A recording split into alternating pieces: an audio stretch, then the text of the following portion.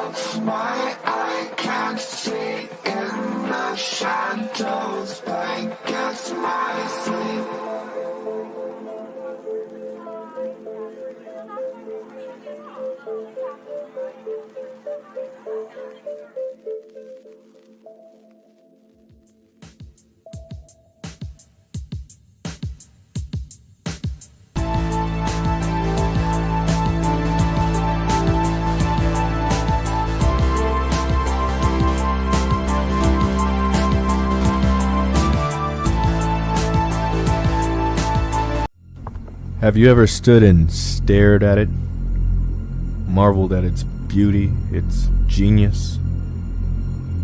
Millions of collectors, lovers of film and horror alike, just living out their lives, oblivious. Did you know that the first program was designed to be a perfect human world, where none suffered, where everyone would be happy? It was a disaster. No one would accept the program. Some believe that we lack the programming language to describe your perfect world, but I believe that as a species, human beings define their reality through misery and suffering.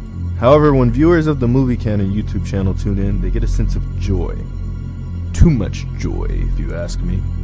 You see, the perfect world would dream that your primitive cerebrum kept trying to wake up from, which is why this was redesigned to this, the peak of your civilization. For some reason, human beings still found their way to the Movie Canon YouTube channel. This has to change. Look out that window. You had your time. The future is our world. The future is our time. Is there something on your mind? Watch the Movie Canon.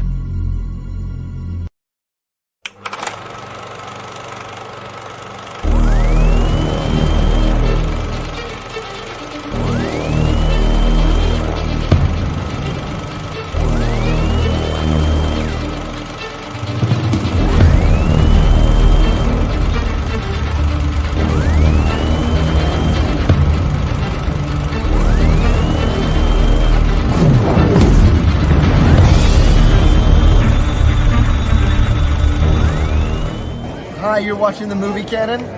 Watch Geo.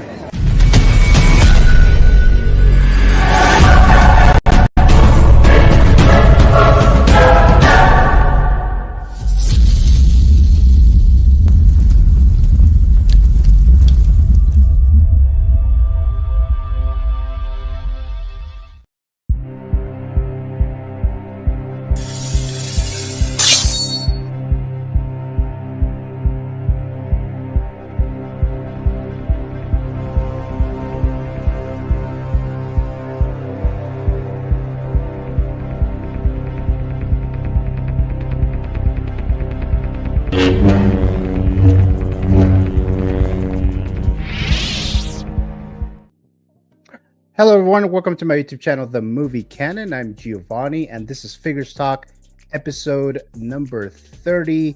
I actually still have an issue with my cough, so I apologize in advance. I may have to mute myself, turn off the camera, whatever the case. Hopefully it's not too bad, but the cough returns, even though I had it a couple weeks ago. But we're still moving forward because there's a lot of stuff to talk about here today, a lot of games, a lot of matchups, a lot of announcements, so it'll be a nice and fun stream here tonight. So thanks so much for you guys for watching here live, or if you're watching the replay, thank you so much for that as well. So like always, I have my Canon Council, as I like to call them. So let's go ahead and start bringing them in here now. Our first Canon Council member, you guys know him as X-Man Supreme and as Mr. Dave. Let's go ahead and bring him in here right now. And the last one is the Brown. Oh my god! Stew. Damn. So oh my god! It's pretty easy, is it not, X-Man? Come on, bro. Oh shit! All right. So Well, it was fun, you guys. I'll see y'all later. All right. Hey, dip. Oh, fuck off.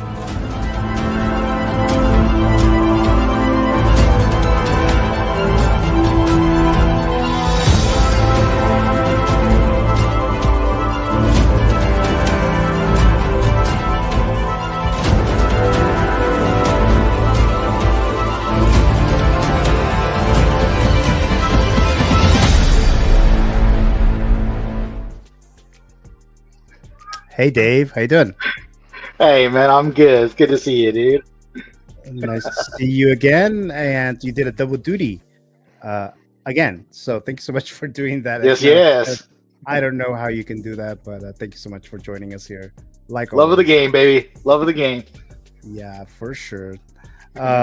Let's see here. Let's go and bring our next Canon Council member. He's been here before. It's been a little while. But we're excited to have him on here. Let's bring Mr. Flavio House of Collectibles. Flavio, how you doing? Good. Thank you, Gio. Thank you for having me. What's up, X-Man? Yo, that intro, fire, Gio. You killed that, bro. Like, Thank you so much. it was awesome, though. But thank you for having me, man. I'm happy to be here. Definitely, Flavio. We have the Artisan Joker Hot Toys figure release. So I was like, I need to hit up Flavio to see if he can join us, even if it is for a little bit. So thank you so much for able to make it here tonight. Definitely. And my next Canon Council member, he is the challenger of tonight's Figures Talk Championship matchup. I will not be playing his intro because we're saving it for the actual matchup. The one and only Mr. Brick Artemis. How you Let's doing? go. Man, Bro. I'm doing great. We got Flavio in the house tonight. It's going to get crazy. It's going to get wild. I haven't streamed with Flavio in a couple weeks, so it's going to be a lot of fun. I haven't streamed with any of you guys really in a couple weeks, so this is going to be awesome. X-Men, I was watching you earlier on Ben Thomas, so awesome seeing you there with a bunch of cool dudes. And yeah, man, doing great. We're gonna try and win it tonight. I'm tired of losing. I'm gonna go into hiding if I lose again for about a year. So Damn. so much pressure on yourself. it gets embarrassing after a while, you know. Oh, and for later. Oh, yes. that's right. A zero. Okay, yeah. I wish I had one right now. What's with the 0 bar? The zero bar. Real quick, how you figure did a candy like Hit 'em with a lure. Halloween ranking, Halloween candy ranking tier list, Mm-hmm. and nobody knew what the heck this was. I knew what it was, but I never had it. Like I was like, never had why it. would I buy a zero? I've You never know what I mean? seen one. I thought it was like a calorie fat free candy bar, and Their marketing isn't great. we put it on like E, right? Like E for the bottom of the tier list. Nobody knew what it was or had it. Dude pops up 30 minutes late. He's like, "This is the best candy bar ever." So we're gonna test that. Yeah, so Brick will do his review of the zero bar tonight. man. So that should be interesting. Uh, All right. So again, thank you so much, Brick, for joining us again. Like always. Thank you for always having me, appreciate it. Gio. Let's bring our next Canon Council member. So he is the current Figures Talk champion. He will be defending his title here tonight against Brick Artemis. You guys know him as Mr. 1 Adam 12. Adam, how you doing? Hey guys, hey. how we doing? What's Been going a couple weeks for me. I've a couple busy weeks at work, but finally back into the streaming world. So very excited to be back and have some fun. I'm wearing my Dutton Ranch hat. Oh in yeah, anticipation yeah. of tonight's Yellowstone. premiere. Yeah, Oh, yeah. one of my favorite Wow. shows, and get two great shows tonight. You get the premiere of Yellowstone and the finale of Penguin. And I Yeah. you guys Talk, watch baby. Penguin. My wife and I just binged it over the last 2 nights. So Yo, good. this is one of the best So shows I've good. seen in a long time. Yeah. In fact, I just rewatched the Batman today, the 2022, and like you have a TV show that's made the Batman even better, and I'm so excited about the next one. I'm So, I'm we'll waiting talk for about the that. last. I'm waiting for excited. the last episode. I'm waiting for the last episode of the Penguin to rewatch the Batman. I'm up to date, Oh, okay. but I'm just Same. waiting Ooh, for the man, I was yeah. about to say, I was like, I think I might think have I'm gonna spoiled something go for back you, 'cause- after No, I no, finish no. Penguin and then watch the movie again. Yeah, I yeah, think I was exactly. gonna do the same thing. Exactly. Yeah, exactly. it's so good. But again, Adam, thank you so much for joining us here again. It's been a couple weeks, and I think we lost a couple of people in the live chat because you just mentioned that Yellowstone is back on, and then we have the Not on finale yet. of the Penguin. It's not until after tonight. Oh, okay. And they're like, "What the fuck are we watching this for?" But thank you so much, Adam, for joining us here again. Oh, man. All right, so let's look into the live chat now. Let's see here. Now, again, guys, I still have the cough, so just apologize in advance if I may mute myself. Turn the camera off real quick. But we have X-Man Supreme saying, "Let's go." Thank you so much, Mr. X-Man, warming up the live chat like always. Mary Gusty, she won the art print of the poster last week. She's saying, waiting to see everyone, and tomorrow is my birthday. So happy birthday there, Mary Gusty. Yeah, happy birthday. There we Thank go. you so much Feliz for dropping cumpleaños. by. Yeah, and then and I already messaged Mary Gusty, but Mr. Yomo already mailed out that poster, so you should be getting that pretty soon, the next few days or so. But thank you so much there. And then speaking of Yomo, he is here in the live chat. Hello, Mr. Yomo. Thank you so much for dropping by, like always. Really appreciate it. And just saying there, thank you to Mr. Yomo. And then Pedro Lopez. Hello, Mr. Pedro Lopez. Always in the live chat lately. Thank you so much for that. Really appreciate that as always. And Brick, who's warming up the chats. What's up, everyone? So thank you so much there. Same thing here with Flavio, warming up the chat here, saying hello to Mr. Brick Artemis, and vice versa to Flavio. 1 Adam 12. Hello, everyone. Warming up the chat as well. Mary Gusty says, I am sick too for a week, but getting better. So hope you get better there soon, Mary Gusty. Yeah, this cough is continuing to follow me for like the last month. So I'm getting tired of it. So hopefully it'll be closer to the end there. What does that say? Double dookie? Is that what you're saying? Break out of me? When you said he did a double duty. Oh, I see. Okay, I see what you mean. There you go. Sorry, I'm duty cigarettes. I get it now. I mean, you were talking about a 0 bar, so maybe that's what we're talking about. Yeah. But, I'm okay. I never tried it, so I don't even know why I even said that.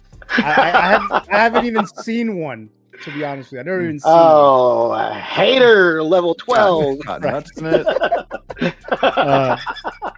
Mary Gusty saying, as the fan of Batman, best movie ever. So there you go. It says we'll post a picture of the poster. Yes, definitely do that. Mary Gusty would love to see that.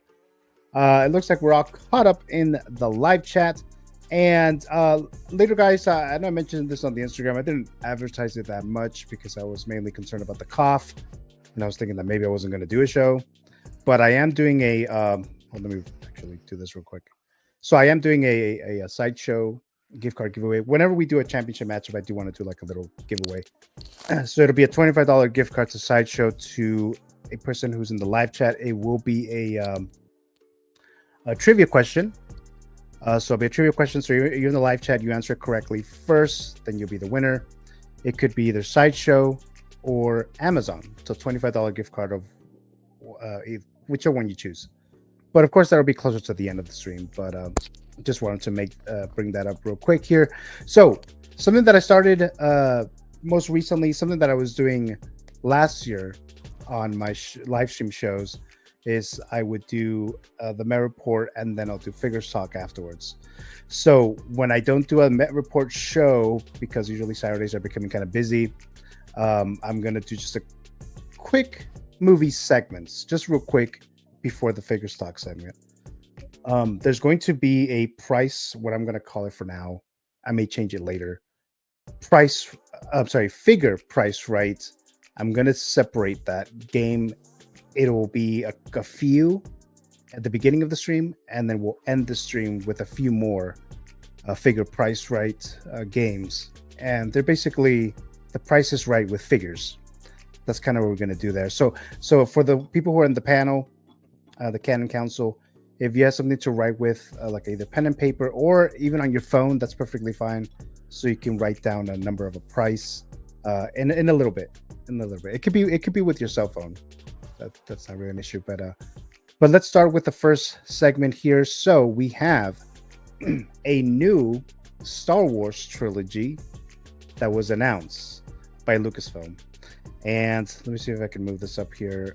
So we have Simon Kinberg, who was tapped to write and produce this trilogy.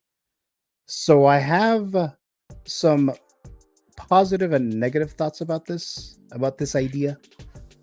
In one hand, I would love to see another episodic Star Wars trilogy back in theaters. I do think Star Wars ultimately does belong at the big screen. I mean, I'm perfectly fine with a small screen as well, like Disney Plus shows and stuff like that, but also give us theatrical big screen releases as well, not just instead of. So I'm excited for that. The other thing that I might be okay with, or I might find it a positive thing, is that it does seem like they may actually, and this is just me being hopeful. This is just me being hopeful. It seems like they actually seem to be having some kind of a structure with this trilogy, because it looks like they didn't have it for episodes 7, 8, or 9, as we ended up seeing. It didn't seem like they had anything already set up for the 7th, 8th, and 9th episode that is going to be all connected. It looks like they were just winging it per episode. So I think that's why it kind of ultimately didn't do as well overall. So I like that. What I'm not too fond of is a couple of things related to Lucasfilm's track record. Is they announce shit and then it gets canceled within 6 months, or sometimes even before that, and then it's just another failed project. You know, we had the Kevin Feige project that he was supposedly going to do. We have Taika Waititi, who's going to do a Star Wars project as well. Rian Johnson, the guy who directed Last Jedi, he was supposed to do a trilogy. I know some people don't care for that, but that was a project. We haven't heard anything about that. I don't think that's happening either. Patty Jenkins, the director who did Wonder Woman 1 and 2, that shit didn't happen either. So we have plenty of stuff that Benioff and Weiss. Yeah, exactly. Yeah, exactly. A big one right there. Game of Thrones. Yeah, so that didn't happen.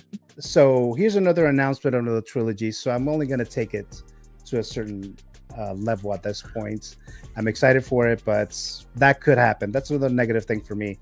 And the other thing is who they selected to run this. So Simon Kinberg, yes, he's done some X-Men stuff, right? So he wrote and produced a few X-Men projects. They weren't the better X-Men projects. So he did X-Men Last Stand. I didn't like Apocalypse. He directed Dark Phoenix. So, I mean, you know, it's not the greatest of the X-Men projects, in my opinion. And I believe, if I'm not mistaken, I believe he also wrote Days of Future Past. Now, I did like Days of Future Past, but I think one of our panel members does not like that movie. So that might be a negative thing there. But I'll throw it to you guys just real quick. Let's start with Adam. What are your thoughts on this? I felt like a bobblehead going because everything you said, I'm like aggressively moving my head up and down. I agree with every single thing you said. I think Kinberg, yeah, he may have had a few good. I actually do like Days of Future Past, so I'm not the one who doesn't like that. I do think that's a good film. I was just looking on a Variety article about him before the show, and he was a producer, screenwriter on The Martian. I think that's a very good film. But overall, I'd say the guy's a hack, and I think he's got the job, according to Variety, because he's got a good relationship with Kathleen Kennedy and some of the leadership at Lucasfilm. Listen, you articulated they've had a million announcements over the past, since 99 or 2000, since the pandemic, of all the different films and film franchises and trilogies that they were going to make, and nothing's come to be. Every single one of them, except for The Mandalorian and Grogu, has been canceled. I think unless you have a change at the top at Lucasfilm, and I have respect for Kathy Kennedy's production credits in terms of she's helped Spielberg and Lucas and others produce some of the greatest films of all time as an assistant, as someone who got, helped them get their vision come to reality. But as a creative, as a manager of creatives at Lucasfilm, I think she's been pretty terrible. I think, listen, I liked Force Awakens. I'm probably one of the few who thought The Last Jedi was a good film. There's some problems with it, but I thought it was a good film. But clearly, as you said, Gio, they had no freaking plan of where to go. And that Rise of Skywalker, as a lifelong Star Wars fan, love it, love Star Wars so much. That was a fucking war crime, what they did with that movie and what they did to that franchise. So yeah, they should come up with a trilogy, and they should just redo and just erase whatever they did in the sequel trilogy, because it just made me so angry of what they did. And I think I think Filoni and I think Jon Favreau have done a lot of good things with the TV series overall. I love The Mandalorian. I like the Book of Boba Fett. I basically liked all the Star Wars shows except for the Acolyte. I've been okay with all of them. Some more so than others, but I thought they've all, overall nothing I could really complain about. I think give the keys to Jon Favreau. Let him, he should be driving. He's someone who gets it. So I'm not optimistic. I doubt this will ever get made. I think it's a lot of, they just had like a D23 in Brazil yesterday, and I don't know if it's going on today. I kind of wonder if this is a BS story that they get out there to show the investors that they're doing something, and that this will be another thing that never comes to existence. We'll see. But I agree. You got to have Star Wars on the big screen. That's where it belongs. Yeah, for sure. And I didn't hate the sequel trilogy, but they definitely didn't have anything planned, like at least not overall plan of what it is that they were going with this trilogy there. Any thoughts on any of you guys on this Star Wars trilogy? So is he just producing or is he directing? He's writing and producing. They haven't said anything about him directing. Okay. Maybe they saw Dark Phoenix and they're like, "No, you're not going to direct." Yeah. Well, I'm looking at his stuff right now, and that's pretty much all he's really known for, and like in a good way, is producing like Deadpool and The Martian and whatever. But like screenplays, man, like X-Men and Fantastic Four, and that's not very good, I forgot about that. Fantastic Four 2015. Yeah, he wrote that. Yeah, that's that guy should be shot. And I'm also reading that it's not necessarily like a sequel to the last trilogy. It could be like in any time frame. You know what I mean? Like it could be before, it could be in the middle. So it's not like a for sure thing that it's a sequel to the previous trilogy, which is interesting from what I'm reading, at least. Oh, okay. I think from what I read, it's supposed to just follow that. I guess Rey's going to be like the Obi-Wan. Okay. Like because I'm reading that it could be like Legends. I'm reading that it could be Cal Kestis stuff. I'm reading like all these people are guessing, and this is like 1 hour ago. Oh, okay, yeah. Okay. But this is comic book like Screen Rant. Yeah. So I mean, Screen Rant's pretty known. Yeah. But let's see here. Pedro Lopez says breaking news: Disney cancels upcoming Star Wars shows. It almost seems like that is like that, right? Totally. Mary Gusty says, I wish they do the Knights of the Old Republic movie or series. And yeah, I think eventually they will do that. I don't see why they wouldn't do that.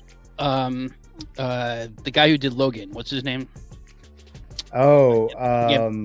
James Mangold. James Mangold, that's right. Right. They announced last year that he was going to be doing a movie about the founding of the Jedi. I haven't heard anything about that recently. I heard about that. That would be good. That sounds like a win. And it might be one of those projects that's going to go nowhere because we haven't heard anything since. And that was when a Star Wars Celebration in Europe was happening, because that's what they announced during that convention. And we haven't heard anything. I got a question for you guys.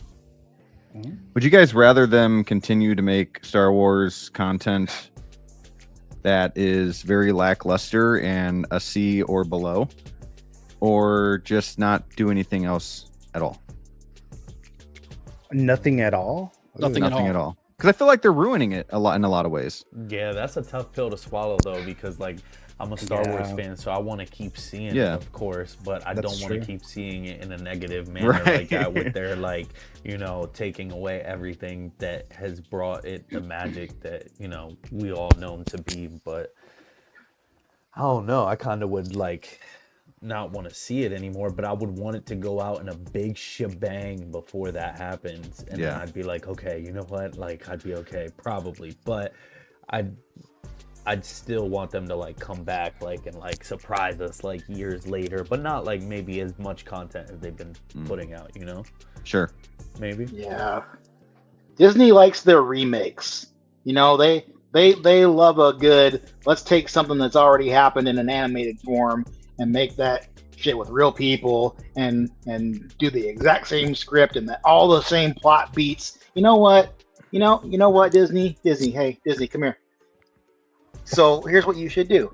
Why don't you go and look at one of the most popular pieces of Star Wars that we haven't gotten yet, like Knights of the Old Republic. Why don't you go look at the story of that game, get a good, an actual good writing team, get rid of Kathleen Kennedy's dumbass, let someone else head that shit, and just redo the KOTOR storyline in live action in a film or series. Hey, that would be great. If you didn't do anything creative to change it, that would be fantastic because it was already good. So, just do that. Just do that. Give us that. Put Revan on the screen. Everyone will love that. You don't have to do hardly anything. It'd be fantastic. It's a win for you. It's a win for us. Everybody's happy. And then what you do is you go back again in Star Wars tradition, go back again, right? And then you do the spawning of the Jedi or something cool like that, maybe do it, in your own kind of way. Who knows? If you don't want to do Legends, okay, fine, sure. But get a good writing team, write something good, Disney, write something good, okay? Write it good. Just good writing, okay? They just need to get Tony Gilroy to run the next trilogy. Guy who did Andor. Absolutely. Yeah, do that. That would be perfect for some stuff like that. Yes, do some deep storytelling. Give us some lore. Hell yeah, dude. People want that stuff. Let's get away from the Skywalker stuff. We love the Skywalkers, but it's enough. Yeah. It's enough. Now, when they release the trailer for episode 10, yeah, I'll be excited. Yes, I'm going to buy tickets. I'll be there day one. And then I'll try it again because I'm a sucker. So I'll be doing that. But again, if that even happens. But I know myself. I know myself that they make another Star Wars episodic trilogy episode, Star Wars in the theater. I know I'm going to be there. So I'm not going to, say that I'm not. But yeah, this is just some thoughts there. Anyone else have any other thoughts before we move on real quick to the Yellowstone finale or last season? Actually, yeah, I'm curious not about this specifically, but what are you guys generally feeling about? Because I have my own thoughts on it, but what are you guys generally feeling about the Skeleton Crew? It could be the first trailer I didn't care for, but the most recent one I thought looked interesting. It looks like Goonies or Explorers. I guess I was kind of thrown off because it showed almost like a suburban town in Star Wars, and I'm like, wait, what? I was a little thrown off by that, but then okay, well, maybe that could exist. So I'm cautious on that. I like the guy who's the showrunner for it is who did I can't think of his name off my head. He did John Watts. He did that's right, Spider-Man. The Tom Holland Spider-Man films. And I like those films. Great. So I give him the benefit of the doubt. I know, Mr. Garfield here, the fan. At least Garfield is in New York City swinging around. Jeez, don't get me started. He was in New York City, just the outer borough. Yeah, he was in DC and stuck in a garage for half the movie. Bigger than Manhattan. They were good movies, saying. Greg. I'm just They were saying. good movies. Just saying. Oh, yeah. Movies. Mr. Stark. I'm not a scientist in these movies. Mr. Stark, please help me. I don't know how to make anything for myself. Mr. Stark? It's the Iron Man Jr. Yeah, Skeleton Crew. I'll watch it. Sorry. They're good. I'll watch Skeleton Crew, but I'm not super particularly excited for it. I don't know. I'm kind of optimistic about it because I don't know. It's Star Wars, so I don't want them to really I feel like how, Adam was saying, like, they already showed the suburban kind of like neighborhood. I kind of don't want them to like push the bar too far, but then at the same time, like, I'm always, thoughtful like that, and I'm like, well, there's probably other galaxies that kind of look like, different species that are like doing exactly what we're doing, but just might look different or something. But I don't know. So it could happen in the world of Star Wars, like, but I don't know. We'll see what it holds for, Disney Plus, because a lot of their shows, have been good, but Alkalite was kind of like, but Alkalite did have some like interesting parts to the story and lore of Star Wars too, so it's not all. It had potential. Acolyte did. Like, there was that one episode that had like that awesome fight scene. Yeah. And the first episode I thought was decent. Like, but then it just like the majority of it was like, what is going on? Like, what are they doing? But it had potential. Right. So I just Yeah. Yeah, see, that's the thing, is like they had a lot of good elements that they could have done some really good stuff with in that show. And see, when I saw that trailer for friggin' Skeleton Crew, I was like, how many more kids on bikes do we need? Like, and in Star Wars, why do we need that? Like, and it makes sense though. You're right, because you got a whole planet that's a city. Why wouldn't it make sense for there to be like even a whole planet that's a suburb? Yeah, like, what okay, I'm saying? sure, like, I can see that happen. Yeah, but also like that felt a little too real. Yeah, like looking too at cheesy. Like, bro, like come on. Yeah, like you're in Star Wars. Yeah, Where's Coruscant looks like a city, right. but Coruscant looks like a Star Wars city, right? Yeah, like these why kids aren't you are on a rolling hover around. thing? Yeah, these kids are rolling around. They look like they're, they look like they're in the Goonies, and I'm like, I don't want that in Star Wars. Like, why did you pull up in the Huffy bike, man, in Star Wars? Like, but yeah, like I don't. I think I think we're being hard on it because the Acolyte, some people like some things of it, but for the most part, kind of tanked. I think most of the fandom thought Acolyte was a shit show. Yeah. So I think so there was a lot of disappointment on episode 3. There was some disappointment with the Book of Boba Fett. So it's kind of been one failure or near failure after another. So at this point, I think a lot of vocal fandom are just like, I don't want this shit. Well, and then you have the last trilogy to add to it, so right? Right. A lot of. Yeah. But I do agree with, what you say too, though, Adam, about like, I definitely think that it should be Filoni and Favreau, like definitely spearheading, the future of Star Wars, because obviously, they get it. They're like fans. They actually think about every little key aspect or thing that you have possibly seen in a good piece of Star Wars that continues to make sense in the story that we know so far. So I feel like anything that they touch for the most part is good, with there being a threshold there with other people involved in the project. But go ahead, Adam. I think it to me, it comes down to, look at Marvel Studios. You have Kevin Feige, who is obviously, maybe the greatest, executive of all time in terms of the success he's had. He's a fan. I think obviously the proof will be in the pudding next year, starting to be with Superman, and whether James Gunn has turned the page. But like, I think just based on what he's delivered to us with the Guardians of the Galaxy films and with Peacemaker, he's someone who gets it. And he took a crappy movie in Suicide Squad and made a good version of it. Yeah. Absolutely. That's a great movie. So good point, Brick. Yeah. So why can't we have that with an executive at Star Wars, at Lucasfilm? I'm just, I'm not seeing that when I'm seeing a lot of agenda-driven stories that are trying to expand their fan base to something that's...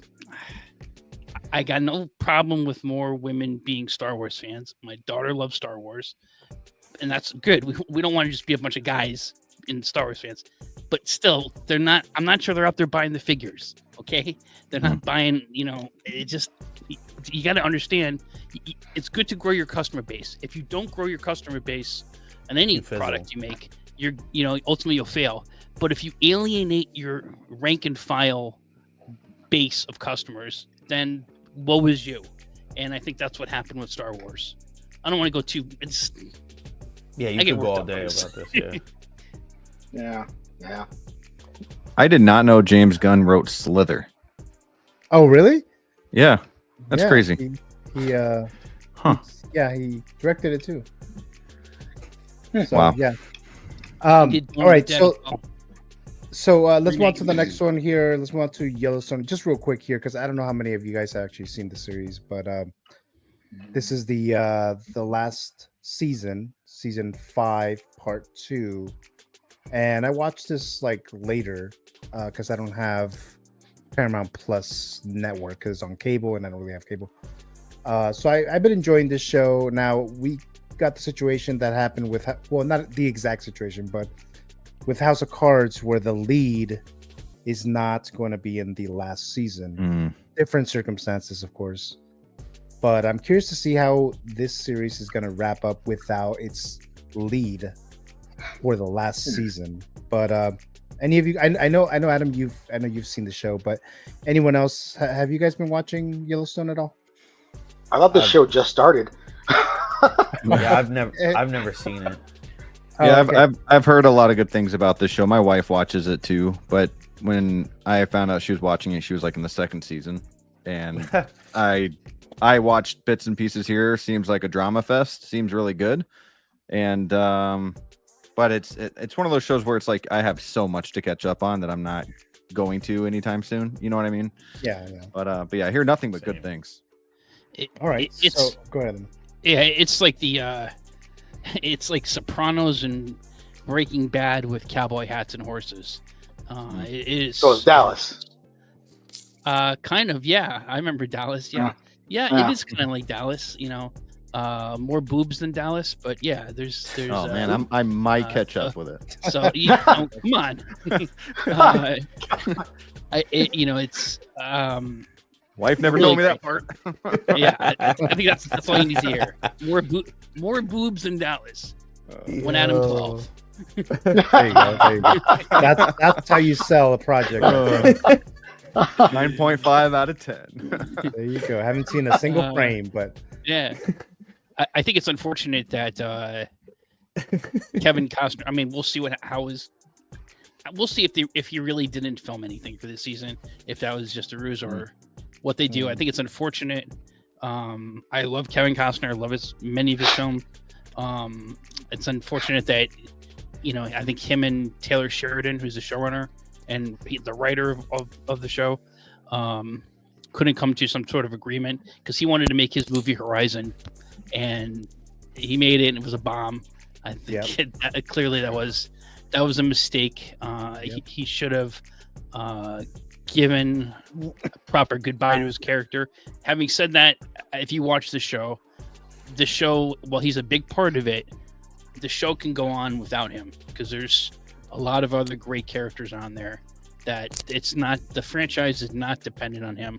And that's, if you just watch the prequels, 1883 and 1923, about the family in the past, you'll see that the show needs Taylor Sheridan. He's the secret sauce, not Kevin Costner. Yeah, I'm wondering if they killed him off or they did something else with the character, but I guess we'll find out. But yeah, so I just want to bring that up. Wait, what was that? I was saying, who shot KC?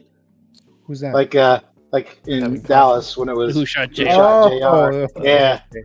See, I never seen Dallas. So for all you young folks who never sat there with their grandma watching Dallas. Wasn't there like who shot Mr. Burns? Oh, the Mr. Or Burns. that, yeah. Just the takeoff on it, yeah. Wasn't there like a big cliffhanger when that happened in Dallas? Yes. Yeah, I've heard that. I know it was like iconic that it's like the big cliffhanger. People were like waiting to know what that happened. And then they killed Bobby Ewing, and he was gone for 1 season. And then the season finale of that following season, his wife wakes up and he's in the shower, and they just pretend that previous season was just a dream. Oh, that's the one. Yeah. Okay. Yeah. Okay. That's that series. That Geo, did that. oh, that's the one. No, I've heard No, It was just a dream. because I've heard about a series that did that, TV series. That people were pissed that it was like they wasted everyone's time basically with that shit. So I guess. Let's go into the live chat here. We have Mr. Jose G. Hernandez, Jose Plus. What's up, fellas? Sorry I'm late. Thank you so much for joining us, Mr. Jose Plus. Make sure to catch Jose's debut video. It's a good one. YouTube channel about awesome. the InArt Superman. So definitely check. What a that great out there. debut too, man. Get the InArt Superman. Word. Definitely, that's a great one to start for sure. Then we have Mary Gustus saying, I haven't saw that show. I have been watching the Arrow TV series season 1. That's a great Hell show. yeah. That's a really good show. It's another good I one. loved Especially Arrow. the first few seasons. Yeah. Mhm. I haven't seen that yet. The best. When you want Batman, but they won't do it. ever. Yeah. But Deathstroke in Jason that man Flash is was really good, too. freaking awesome. Dude, his sister used to make me so mad too. Oh yeah. But Really? I used to think she was cute, so I got Yeah, I guess I can see that. True. That's a good show, though. But it was like And- always, you know. Yeah, she I was don't as bad wanna as she was as bad as Breaking Bad's wife almost. You know, Oh, maybe okay. not as bad, Oh, but she was pretty Skylar. Oh, Skylar. man. Skylar figure. Pedro Lopez says the good old days of Dallas Dynasty and Falcon Crest. Holy shit! I ain't heard that. Any of them. Man, I forget. I only remember the name Falcon Crest, and only just now because he said it. That's crazy, dude. I never Man. heard of the name. I've heard of Falcon Dallas, Crest but I haven't. starred Jane Wyman, who was Ronald Reagan's first wife. Oh, okay. Wow. Damn. Quick That's facts. crazy, dude. Then say who shot Mr. Burns? Yeah, we found that out, right? MS. Wasn't it Maggie? Simpson. Maggie Simpson, exactly. Yeah. Yeah. Maggie. Yep. Mary Augusta says my grandmother only watched Days of Our Lives. I was forced to watch. So there you go. Is that still running? Is that soap opera still running? Though I have a feeling "forced to watch" is in air quotes, but you know. Okay. Days of Our Lives. That once was you the sit show. down, No you're shame in that, my friend. No shame in that. That was the show that gave us Harley Quinn, wasn't it? Days of Our Lives. Imagine. The actress. Yeah, Margot Robbie? because I that whole only sequence. remember her in Pan Am, Margot Robbie. No, not Margot Robbie, but why can't I think of her name right now? She voiced Harley Quinn originally, Oh, but Harley Batman Quinn was animation? based off of her character, and I think it was Days of Our Lives. Oh, okay.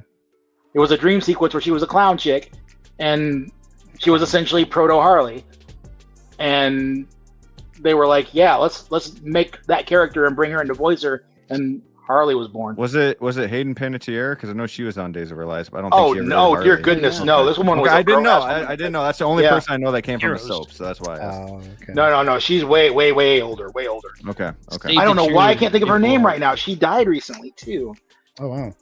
Ah man, that's gonna bother me all night. Just you have to Google it then. Google. I do. I'm doing it right now. This will not go unanswered. So we're gonna move on to this. So Collider, who's like a movie websites, TV's website, and entertainments, pop culture stuff. They started talking. They wrote an article about the Heath Ledger Artisan Hot Toys figure and the Batman from The Dark Knight Returns. So different sources out there, different sites are talking about this. So I thought that was kind of interesting there. But we're gonna go into the Artisan Joker here. Ledger. Hold on a second here. Let me remove this. Let me just remove that there. Real quick, Gio. Arlene Sorkin. That's the name? Yeah, Arlene, like Harleen. Yeah, Well, that's where they got the name. I believe so. Oh, okay. I could be wrong. But it's so close, right? But yes, Yeah, that's who it was. Yeah. Yeah, okay. that makes sense. Thank you, Google. There you Wow. go. There you go. So going back here to the Artisan Joker from the Dark Knight, Heath Ledger, has been released finally. Well, I mean, it fell in through the window that it was supposed to come out, so it's not like it's late or anything. It was supposed to be around this time frame up to December, so we're good there. I thought this one was going to be the first Artisan figure release, but it was actually the other Joker, the Batman Imposter. So if we look at the Sideshow status, if you were to go on Sideshow pertaining to this figure, the sculpted hair, which I believe is still, yes, it's still available. So you can still pre-order the sculpted hair version of this. $370 plus all the other stuff, shipping, taxes, or whatever. The Artisan Joker, $520. It's on wait lists. You have to go on your wait list if you want it now. I know they raised the price $5 because I know this was $515, but now it's $520. Whatever. Yeah. So we got that, and let's open up the movie canon movie file. Of course, this comes from The Dark Knight, release date July 18th, 2008. Warner Brothers. Rotten Tomato score 94% of the critics gave it a positive review out of 347 reviews. 94% of the audience also gave it a positive review of over 250,000 submissions. The worldwide box office of The Dark Knight was a little over $1 billion. And I was super excited for this figure, this announcement. As a lot of you guys know, I've been collecting for a little under 2 years. So of course I missed all these Heath Ledger Joker figures, Hot Toys, obviously the in-art one as well. I didn't even know about it until way later. So I missed out on him. So when I saw that they were going to announce this Heath Ledger Joker, I was on top of that. I needed to get him. And at first I was just going to get the sculpted hair. Like, I'm just going to get the sculpted hair. I don't think I can really do Artisan price-wise and all the other stuff. And then I went into the queue and it let me go into the Artisan. It was available. So I was like, fuck it. I'm going to get the Artisan Joker. So I did. So now it's released. It should be on the way. I don't know when Sideshow will actually release it. Hopefully this year, but it may not be until January. But yeah, very excited for this figure here. I know some people are having issue with the tongue. I didn't have an issue with it when they announced the figure. I don't know if I'm going to actually display with the tongue, but I know that was a bit of an issue, and I guess there's some foot pegs that they've added here for this Artisan figure as well. A lot of people are also saying that it doesn't look like Heath Ledger. I don't see that. I mean, like, I don't agree with that. I do think it does look like Heath Ledger. In my opinion, I definitely see that. Great looking figure, and I'm excited to get him. So let's throw this to Mr. Flavio, who I know he's been excited about this Heath Ledger Joker, unless this has changed in the last few months or so. But what are your thoughts on this release, Flavio? Bro, I'm over the moon right now. I'm so excited. I'm super happy about this. And I've been waiting for this since like day one. And I kind of was just like you, like the queue had popped up, and I think this was before Anakin, right? This went on sale the day before Anakin. Yeah, so this was like technically like the first queue that everybody got to experience ever. Right. So like we were like, holy crap, like what is about to happen? I remember I was like, so nervous about, trying to, pick this piece up, and I really, really wanted to get it. So I just did everything that, I could to, make sure that I could try to get it. And, luckily, thankfully I got through, and, I ended up picking this up. I ended up picking actually this and the sculpted version up. So I got both of them. And after I did that, I kind of was like, honestly, that's kind of the way that I wanted to have it, because one with having just Artisan, like, you're going to have to deal with, not being able to, hold it for, certain amount, of areas and for long periods of time. So like, I wanted to have a sculpted too to like fall back on. But I'm very happy with this figure.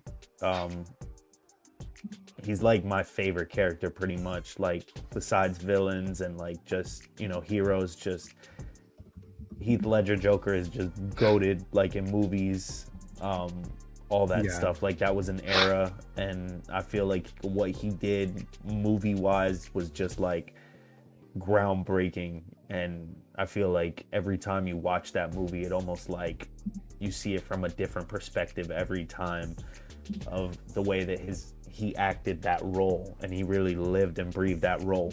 But you know, the figure looks awesome. Like I think they spoke about what they were gonna do, and I feel like they actually got it done. This whole time we were speculating about the hair because it was very weird looking for the prototypes, and now like we're seeing it in people's hands and pictures, and it actually looks very nice. It's laying very nice. I still don't think it's 100% perfect, but from what the prototype pictures that they showed to now, it looks a lot better. I also heard that too, like about people saying like that they don't see the likeness.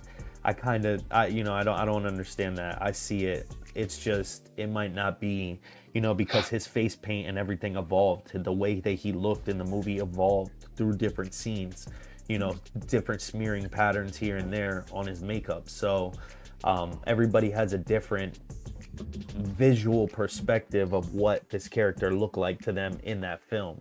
So I think that's why in the Hot Toys video, when they announced this thing and talked about doing it, they said there's like hundreds of different versions. If you remember that video, the showcase, there's like 100 different like photos that they can pull from you know, Heath Ledger on the set and the scene, and he just looked different in all these different ones. But you know, this is the most iconic. So I'm very happy with it though. That's my biggest thing. The biggest thing that I just can't get over is just like, it really looks like Heath Ledger, but like with paint on his face.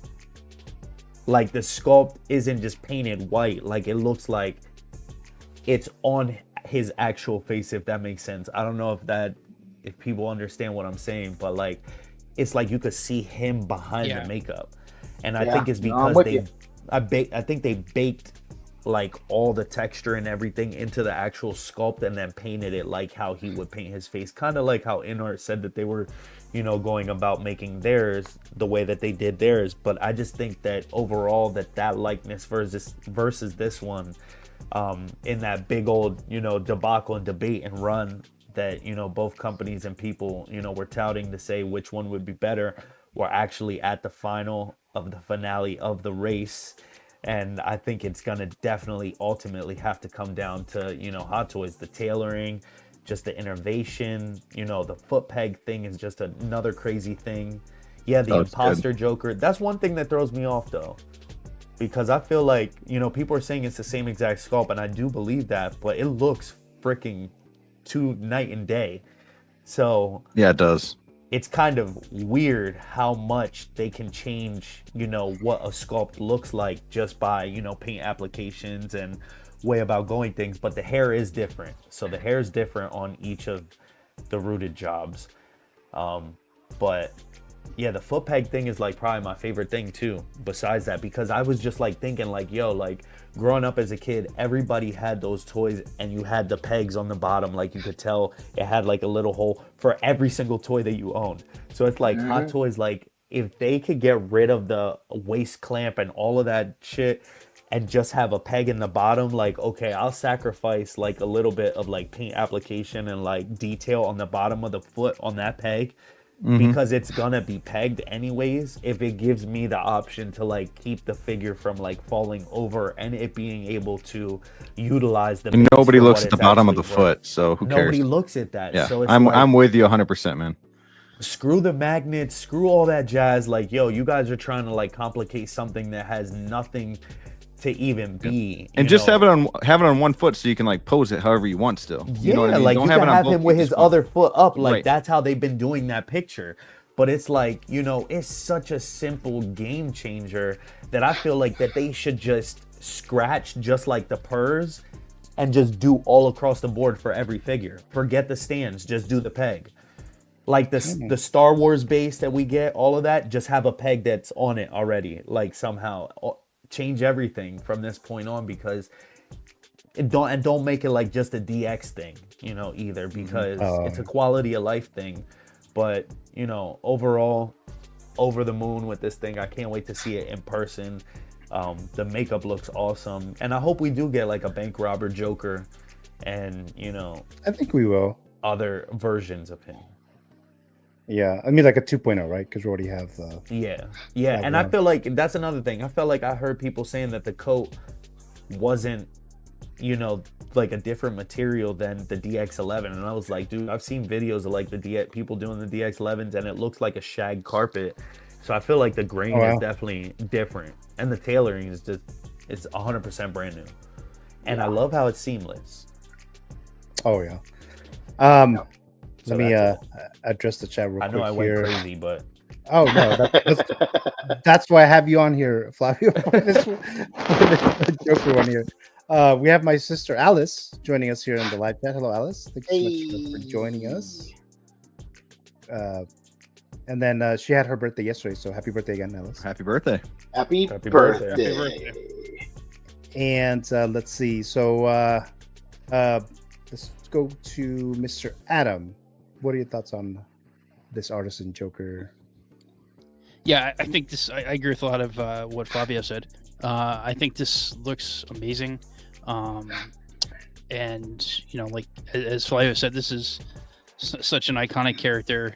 One of my favorite movies of all time, The Dark Knight.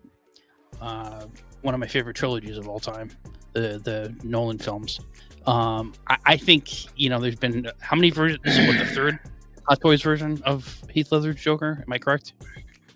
At least the second. I think it's for the fourth. Yeah, because they did the bank robber and they did this one already too. Or just I'm just talking about this in this outfit. This is at least the 3.0. Yeah. Oh, so of course you have the InArt one. Yeah. I have the InArt. I have the InArt 2-pack. The sculpted. Oh, that's right. You do have that. Forgot about that. And I think this is like Darth Vader. You know, if you think this is the final version of this figure, no, they'll keep making this. You know, every 3 years or something like that. Who knows? 3 or 4 years. There'll be a new, as technology advances, there'll be a new Heath Ledger Joker Hot Toys figure. It's just, you know, there'll always be demand because he's such an iconic. It was such an iconic role and iconic character. If I didn't have the InArt, I'll just be quick here. If I didn't have the InArt Joker 2-pack, this would be coming home. But I don't see, for me, enough difference to, you know, sell those or get this in addition. I don't need more than one. The one thing I do think is, as Fabio was pointing out in terms of the stand, if there's one drawback I do see to the InArt is, and I think it was because it was their first figure they came out with, that magnetic stand on it doesn't always work too well. So you know, you breathe on it the wrong way and it falls down. See, and that's what kind of makes me nervous too. Like, I actually I have the rooted 2-pack from InArt, but I've never displayed it. Like, I've just been waiting to like get my, you know, room all, you know, how I want it, because I didn't want to mess it up either. It was like a big investment, so I was just like, oh wow, you know, when I display it, I want to take care of it. So I'm kind of like dreading that base specifically, but the jail cell scene, I'm happy to have too, because I mean, he's my favorite, like one of my favorite characters. So I'm okay with having, you know, all these different versions, like the InArt, these two, and then the Imposter, just because I feel like I can do the jail cell scene. I can do the bomb look with the InArt stand, if I can pull that off without it falling over, or just have him with a gun like that. Then have one of the, like the rooted Hot Toys one without the tongue, and then having the sculpted one with the tongue, and then have him with different, you know, things for those two. So I don't know, like, I don't think I could get rid of my InArt ones either. No, you won't be disappointed. I actually got the InArt 2-pack kind of separately. I got the jail cell first, and that's really awesome. And then a couple months ago, I was like, you know what? I really would like the other version too, and just got a good deal on it on eBay. Yeah, if you were able to like open up the bottom and move the magnets for the first InArt one, like maybe that wouldn't have went over that bad.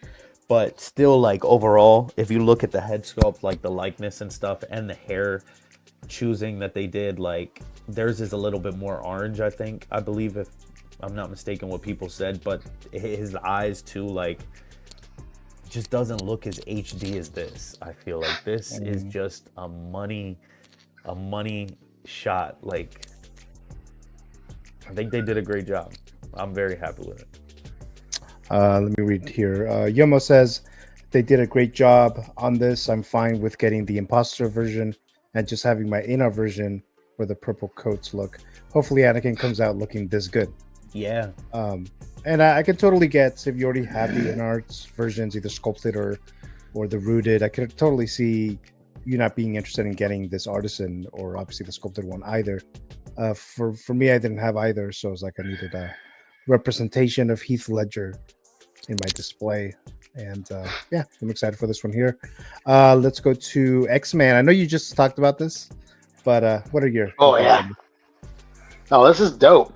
Someone was talking about him having big hands, and I'm having a hard time seeing it, actually.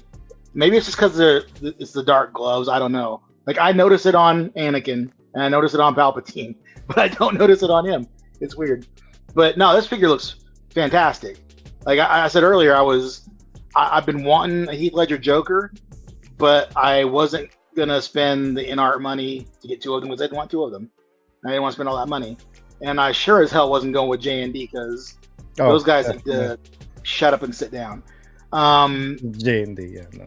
So. And I thought to myself, well, you know, Hot Toys is riding coattails with a lot of these figure announcements, you know, so maybe they'll make a 3.0 or a 2.0 or whatever 0.0 this is.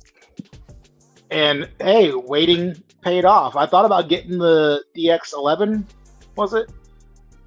But I just can't go back on an old figure like that and spend all that money on outdated, you know, everything. I can't do it. And I'm glad that I didn't want to do that because I would be so mad if I spent $1,000 on that. On which one? On the DX, was it the DX11? DX13? DX11 the Hot Toys. The 11. Yeah, and I'm right there with you too because from you know the beginning I was like, oh man, I'm gonna save up and go backwards and like because I just really wanted like that table, like that scene and all of that it came with at that time. But I just was like, yo, after over time, like, and InArt coming out, like, it just was outdated immensely. So there was no point. And I'm glad that I did because, you know, I'm kind of not regretful, but I am. But I'm kind of regretful of the fact that I even went the InArt route at this point because of how good this turned out. Like, I would have been perfectly fine with just picking this up. But now that I have it, I don't think I can get rid of it. Is that weird? The only thing about this is that I do wish that they had given him just bare hands. Yes. So when you do take off the coat and he wouldn't have the seamless... He didn't have the gloves though. He didn't have like he didn't look gloveless in this look. So I don't think it would make sense. Oh yeah. Unless he was like, you know, taking his glove off and then taking his maybe. Oh like well, yeah. But still, you can like take all this off though and still have him in like, you know, the interrogation look. Because he's wearing the same outfit underneath all of that. Yeah. I think what they could have did, though, they could have, like, gave you seamless arms like InArt and then sculpted an either pair of left or right with him with holding one of the gloves with a gloved hand and the other one seamless, like, with the skin, and then the other version like that. So it's you have him taking off from either side and you have seamless arms and wrists. That would have been an ultimate. Cool. That would have been ultimate. That would have been ultimate because then you could have the look of him having it on with the gloves on, or having him take them off, and then having still like one hand, and you could see under it like what he has under the glove, and then have the full look with the when he takes it off. Yeah, because I like that gloveless with the paint on his hands. I think that looks so cool. That really looks does. So cool. Yeah, and that's one of the biggest selling points too for InArt. You know, that's why I don't think I could like fully get rid of it, because it does bring some good things to that release, but overall I think, you know, this one's good, sufficeable. We have Reverse Zeo dropping by. Hey there, fam. Hey. Hello there, Carlos. Thanks so much for joining us here tonight in the live chat. Greatly appreciated there. And you're saying hello to Mr. Yomo there. Brick, have you had a chance to talk about this? No, not yet, but I'm not very positive about this figure, okay? He loves it, guys. No, I mean it looks good. Don't get me wrong. But this was the first Artisan figure that was announced, correct? Yes. It was Anakin. Technically, well, Anakin was. Anakin. Okay. Yeah. Okay, so Anakin was $415. This is $520. Why is this over $100 more? Why is this the most expensive Hot Toys figures? Because they're comparing it to InArt, and it was like this whole thing. Like I think sorry, Brick, but I think it's more the tailoring. The tailoring is what I would kind of like challenge that with. Okay, so the tailoring's nice, right? But then you got like, look at like, I'm sorry, but the Artisan Harley Quinn, that's pretty badass. I mean, that thing's going for a lot less. You've got, you know, God Loki, which is less. This is the most expensive Artisan figure. And it blows my mind. And not only that, but you guys were saying some negative things about it. Not really negative, but like things that would be negative to me, like, yeah, where are the bare hands, right? Like there's some issues here that it should not be compared to the price of InArt. And I'm not an InArt fanboy. Trust me, I don't even have an InArt figure, okay? But I think that $520, I think when they came out with this, like out of the gate, it was bam, we're gonna be as high as InArt. We're gonna put our prices level there too, because we are premium, and we're gonna compare it to, we're gonna be better. So you guys are talking about these other Joker figures that are gonna come in the future, right? A few years down the road, it's gonna be more than $520. Like, that's ridiculous. You're gonna get the next Joker's gonna be $600. I think you know, you definitely have that there, because I don't think it should be that much. But then at the same time, I think they're kind of like touting, you know, that battle with InArt. And even though in a way they should do that as a company, you know, we kind of get caught in the middle of the fire there. But I think overall, this is going to be the blossom of, you know, the next advancement. But here's my argument with you though, Flavio, and you know I love you. Yeah. But Jack Sparrow's tailoring and hair and base that's fire too. Is way better, way more intricate, way more advanced. Oh yeah, thank you. Way more intricate than this. Oh yeah, and that's like $465 or something. Yeah. Ultimately, it would just be probably, you know, who the character is, iconic, you know, and they know that market, so to speak, like, you know, I'm not really trying to pull but then the non-artisan version is like $370. So if it's the tailoring, you know what I mean? Like if it's a tailoring, why is it $370 to $520? They did it because I just pull sending a message. Yeah, it's not about the money. It's not about the money. It's about sending a message. No, I mean it's a cool looking figure. I think Hot Toys is just being smart business wise by knowing that people are gonna buy this. You know what I mean? Like people are gonna buy it. Don't talk about the coat. And they did. You ought to know. You bought it. There you go. That's a good quote for a review. No, but I kind of pull like the InArt card with that though too, because it's like we could just say the same thing about them with, you know, the Joaquin Phoenix Joker and the $1,000 pitch point. That's another thing though. The Joaquin Phoenix Joker is way cheaper than this. Yeah, but then that's tailoring, and it comes with a badass base. You get a chair. That's true. Like, why is this so dang expensive? I think it's true. Just who it is. I just think who it is. Yeah. Does it anything to do with the licensing at all of the actor? I think that has to. That's the only thing. But that just tells me that the next Joker, when they do more, it's going to be over $600. Because what is the time span also on this versus the DX11? Isn't it like what, like? Is it 16 years or something like that? 16 years. I was. Was it 2012 or was it 2010? I don't know. I'm not I don't know if anybody can clarify that, but I think it's like a 16-year gap, if I'm not mistaken. Well, I know the movie's that old, The Dark Knight. Right. But but I don't know about the figure. You know, I think what they're gonna do is that they're just gonna like, you know, every time they make a new Joker, they're gonna give you that next level kind of like a realism that they could think about for. So you're telling me the next Joker is gonna have the bare hands? I wouldn't say all that, but I think that it's very possible that. Yeah, I wouldn't say all that, but I would say that it's very possible that, you know, we could get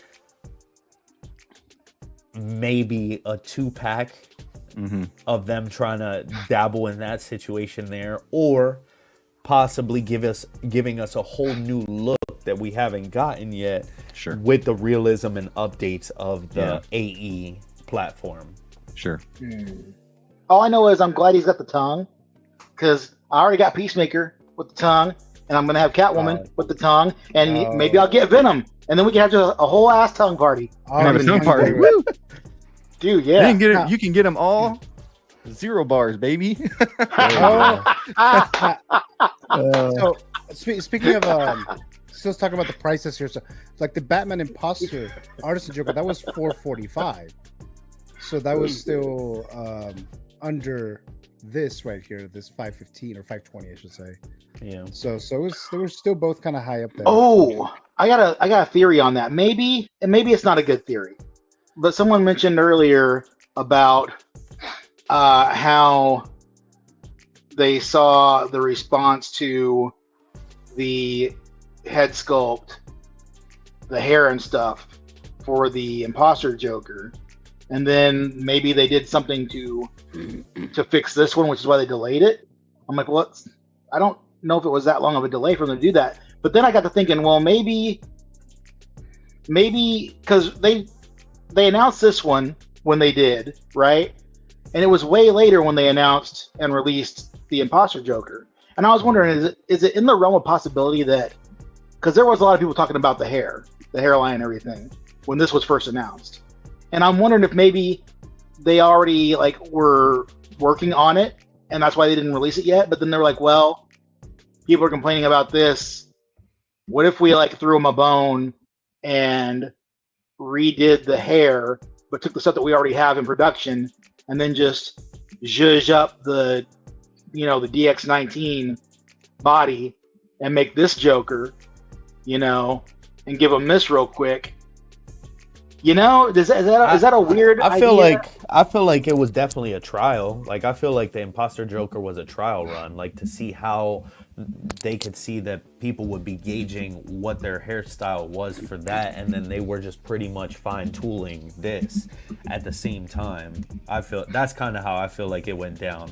Like, I feel like ultimately their goal was to gauge if they were going in the right direction for this, but they gave us another figure with the same, with a tweak to the hairstyle, because the hairstyle is different. Like on this one, his hair is like, on the Imposter one, his hair is like kind of like, it kind of has the same like shape to his hair, obviously still, but it lays it's just different. a little more messy, and it's a different color. It's more of an orange tone. This one's more of a green. So I think they were just everything. The grain, like they were trying to see, like those strands of hair could have been completely different of what they used on this. So. Yeah, so let me see here. Oh, we have Mr. Aaron Collects dropping by. Hello, Aaron. What's up, family? Thank you so much for joining us here, Mr. Aaron Collects. Let's go. If you're able to join us, Aaron, let me know so you can join us here in the panel tonight. But if not, it's cool. But thanks so much for joining us here in the live chat. You were talking about what was the edition size to this Joker compared to the other Artisan figures? Yeah, I just looked it up. It's 4,000. So 4,000 for this and Phoenix, and then and then God Loki had 2,500. So you'd think God Loki would have been more. That was a really hard figure to get. Really hard figure to get. Wow, just 2,500 for Loki? Yeah, I got him. If you want, take him from me, please. That was hard as hell. I thought it was more than that. Like, and that's just Artisan version, right? That the site was crashing and everything on that. See, Loki is a good example of, or at least I think it's a good example of when the sculpted hair is just so damn good that it kind of overshadows. Like, I think the sculpted hair looks way better. At least from the prototypes, because I said the same thing about this Joker, and then when they actually got it in hand, holy crap, the hair looks so much better. I think they're both great. I think the only thing is that when you go the artisan route or rooted route, you're just gonna have that smidge of realism because of the way that the hair is laying. Like, it's not all hard. Like, it's not molded. You're gonna see light peeking through like certain pieces. Like, it's just gonna look differently. But I think they're both awesome. I think I kind of wish I'd gotten this one now in artisan rather than the molded. But also, on the other hand, I'm glad that I didn't spend that extra $200. Mm-hmm. And also, I'm glad that I don't have to worry about. I am very nervous about dealing with the hair in regards to fixing the eyes. That's why. That's one thing that worries me. That's why I just had to get two, because I was like, I'm not going to mess with the artisan one really much. But the sculpted one will give me the peace of mind, like being able to use the tongue accessory and stuff like that, and fool around with it more and tune my pose for the artisan one, like more of like a classy look. Yeah. Gio, with the imposter Joker, what do you have to do with that? Have you done anything like in terms of like caring for the hair? I haven't had to do anything, so everything looks fine to me. I didn't have to play around with it at all. It's fine as it is. I mean, I wouldn't even know how to begin to try to like. How much was the imposter? I forget. I don't remember. $445. But that hair was crispy right out of the box. Like, I was like, I didn't even have to do nothing. And I did see some pictures on like people's, like on some groups where like people had the artisan one and his hair was like, and mine came like, I was like, dang, like I didn't do anything. And it's funny. I remember I told Brick this. I was like, dang, like he fell out of the box, like just onto my kitchen floor, because the way that I opened it, it's like a book, and I opened it like this. So the box just went straight down, but I did like look at it and inspect it. Nothing was, no paint rub or anything. Like, I was good. But that was a really good hit. So I know this one is gonna even be more like, oh snap, like the silhouette is, because the other one is kind of like his hair is like, I don't know how to explain it. Alrighty, so thank you guys for your insight there, your thoughts on the Artisan Joker, which is coming to us soon, of the ones who ordered it. So now I'm gonna do the figure price right. So Flavio, if you are ready to step out, then obviously you can, if you want to do that now. All right, guys, thank you for having me, and I hope you guys have an awesome rest of the show. I'm definitely going to catch the replay tomorrow for work, so hope you guys all have a good night and keep collecting. Thank you all. Stay tuned. Peace out, Flavio. Good night. Good to see you, man. Good to hang out, sir. Good seeing all of you guys. Peace, guys. Peace. All right, so we're going to do the, like I mentioned earlier, I'm going to separate the figure price right game. So if you guys have something to write with, either piece of paper and pen or on your phone, it doesn't really matter. But we're going to do the first part of the figure price right. We tried it out last week. So we're about to start in just a bit. Hello. I want to play a game. So just like the Price is Right, so there's going to be a figure, not this is just part of the default background, but there'll be a figure. Write down what the price is of that figure from Sideshow. So think of Sideshow prices, because that's the only way to really have a consensus, as far as it's the biggest distributor of Hot Toys in North America, from my understanding of it.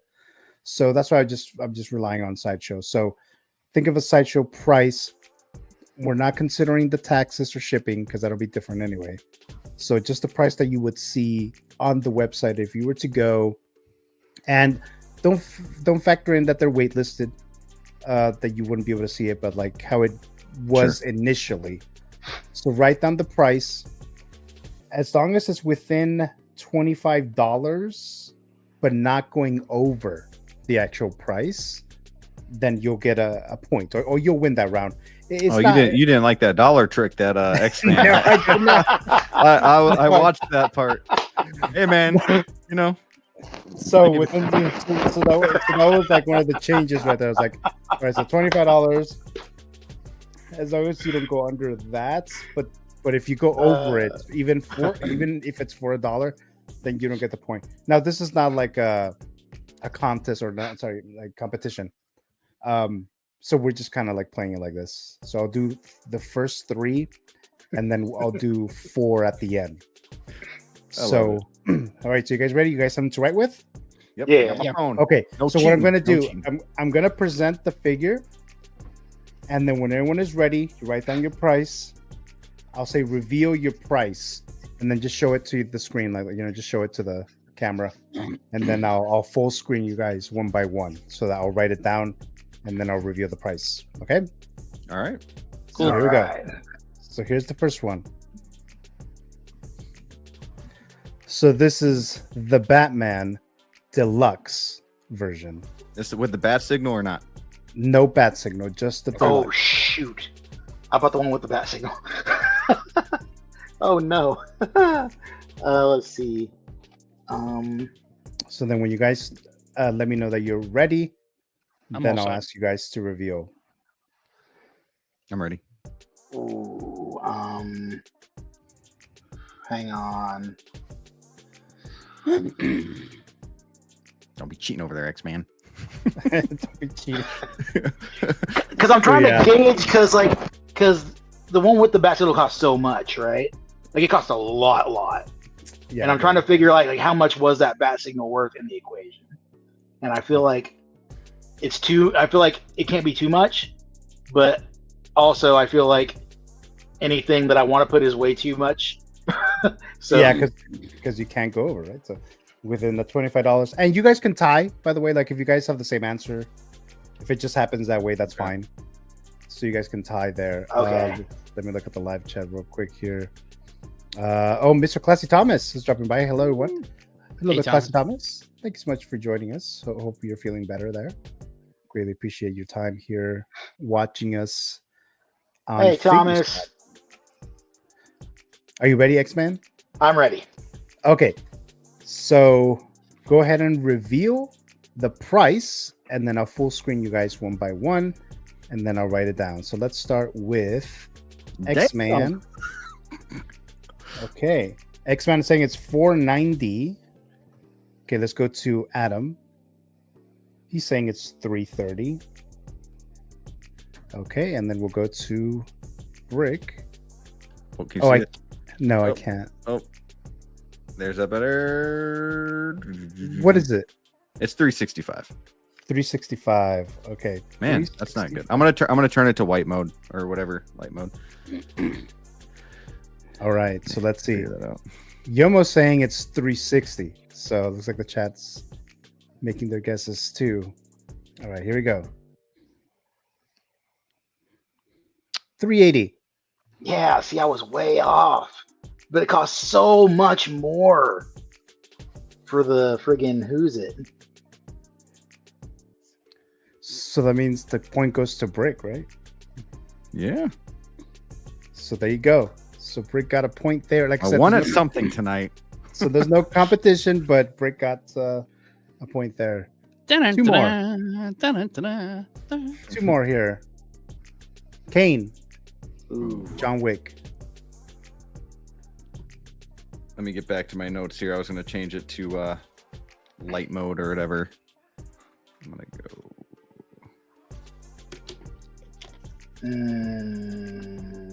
So as long as it's within $25, but not over price. So whenever you guys are ready. Okay. I'm all set. I am ready. So Adam's ready. X-Men's ready. Brick's ready. All right. So here we go. Reveal your price. Let's start with Brick this time. It says 260. Let me try to change it after this. 260? Yeah. Oh, you kind of saw it there. Yeah, it said 260. 260. If you turn your brightness down, that helped before with one of them. Let me try that. That's really low though. Hold on. Let me try Okay, that. so that's 260. Let's go to Adam. 310. Yeah, 310. 310. All right, and then let's go to X-Man 265. It's close. Okay. I think I highballed it. Oh no, I didn't order this one. It doesn't really matter. I didn't either. Yeah, you can never remember anyway. I didn't either. Ren's dropping by. Good evening, everyone. What's up, Renz? The like button. Thanks so much for dropping by, Ren's Tolentino. Really appreciate it. Saying to hit the like button. So yeah, go ahead and do that, guys. We'd greatly appreciate it if you did so. It helps with the algorithm and all that stuff. So thanks so much. One item 12, brother. There you go there. And then Mary says, "Oh, I say 250." So Broth. here we go. 265 exact. Oh, Nice. Hey yo! That was close. Who That got was that close. Who got that one? X-Men? X-Man Right got on the money, it. Right, exact. man. That makes up for every time I was wrong.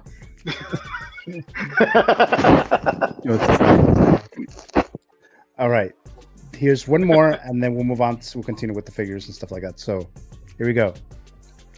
She-Hulk. Ooh. Oh. Hey, so You know are we X-Men, you got going? her. I do remember exactly this. Gio, let me ask you one important question. Are we going off of original price or after they did the $5 hike? Because this happened before that, and then found that transition. Well, I looked at the price this week. Okay.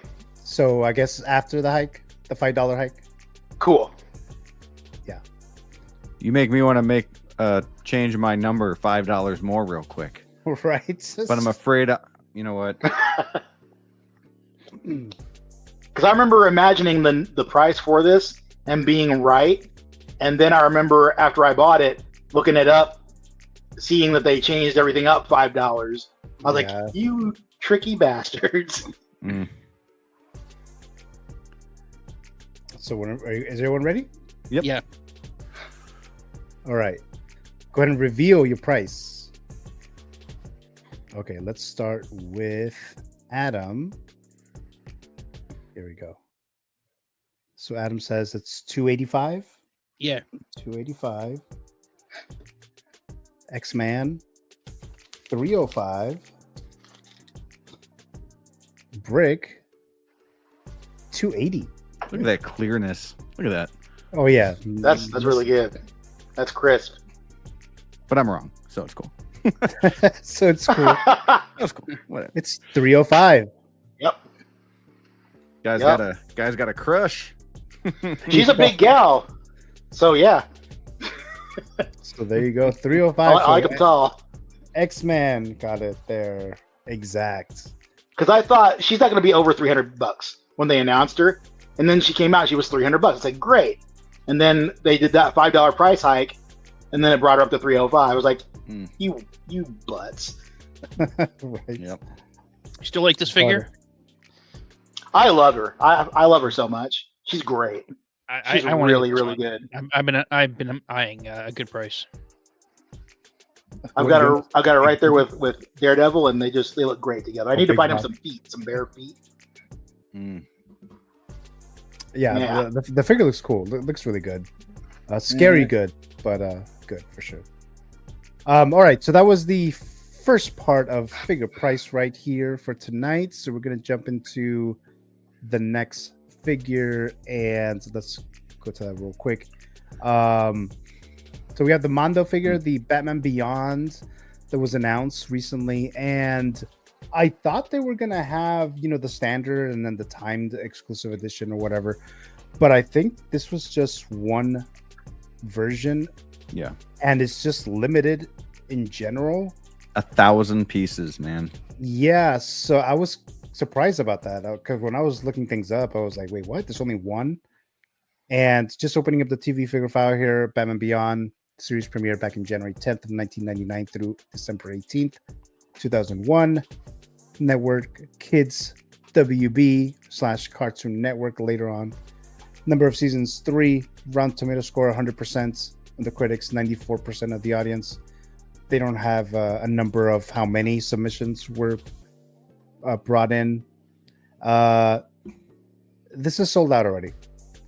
So $225 expected to ship in April of 2025. So it looks like no version is available on the Mondo site if you want to get it somewhere else. So that'll be a different situation. But it is sold out. This show I tried watching when it first came out when I was younger, and I just couldn't get into it. And I haven't really gotten back to try to watch it. But I know there's big fans of this, a lot of fans of this TV series, this animated series, and yeah, I'm not surprised that they made this. Like Brick said, looks like it was only 1,000 pieces, and sure enough, it's already gone. So I'll go to you, X-Men, since you're. I know you have Mondo figures, and I know Brick just pre-ordered a couple. But what are your quick thoughts on this one here? I think he looks really good. This is a very good-looking figure from a prototype perspective, and usually, from what I've experienced, the prototypes and the production pieces, they're spot on. They do sell out quick. When you've got a limited run, Mondo sells out within minutes usually. So definitely not a surprise that only 1,000 of these are already gone. But it's not. There's one, maybe two figures in the Batman line that I want.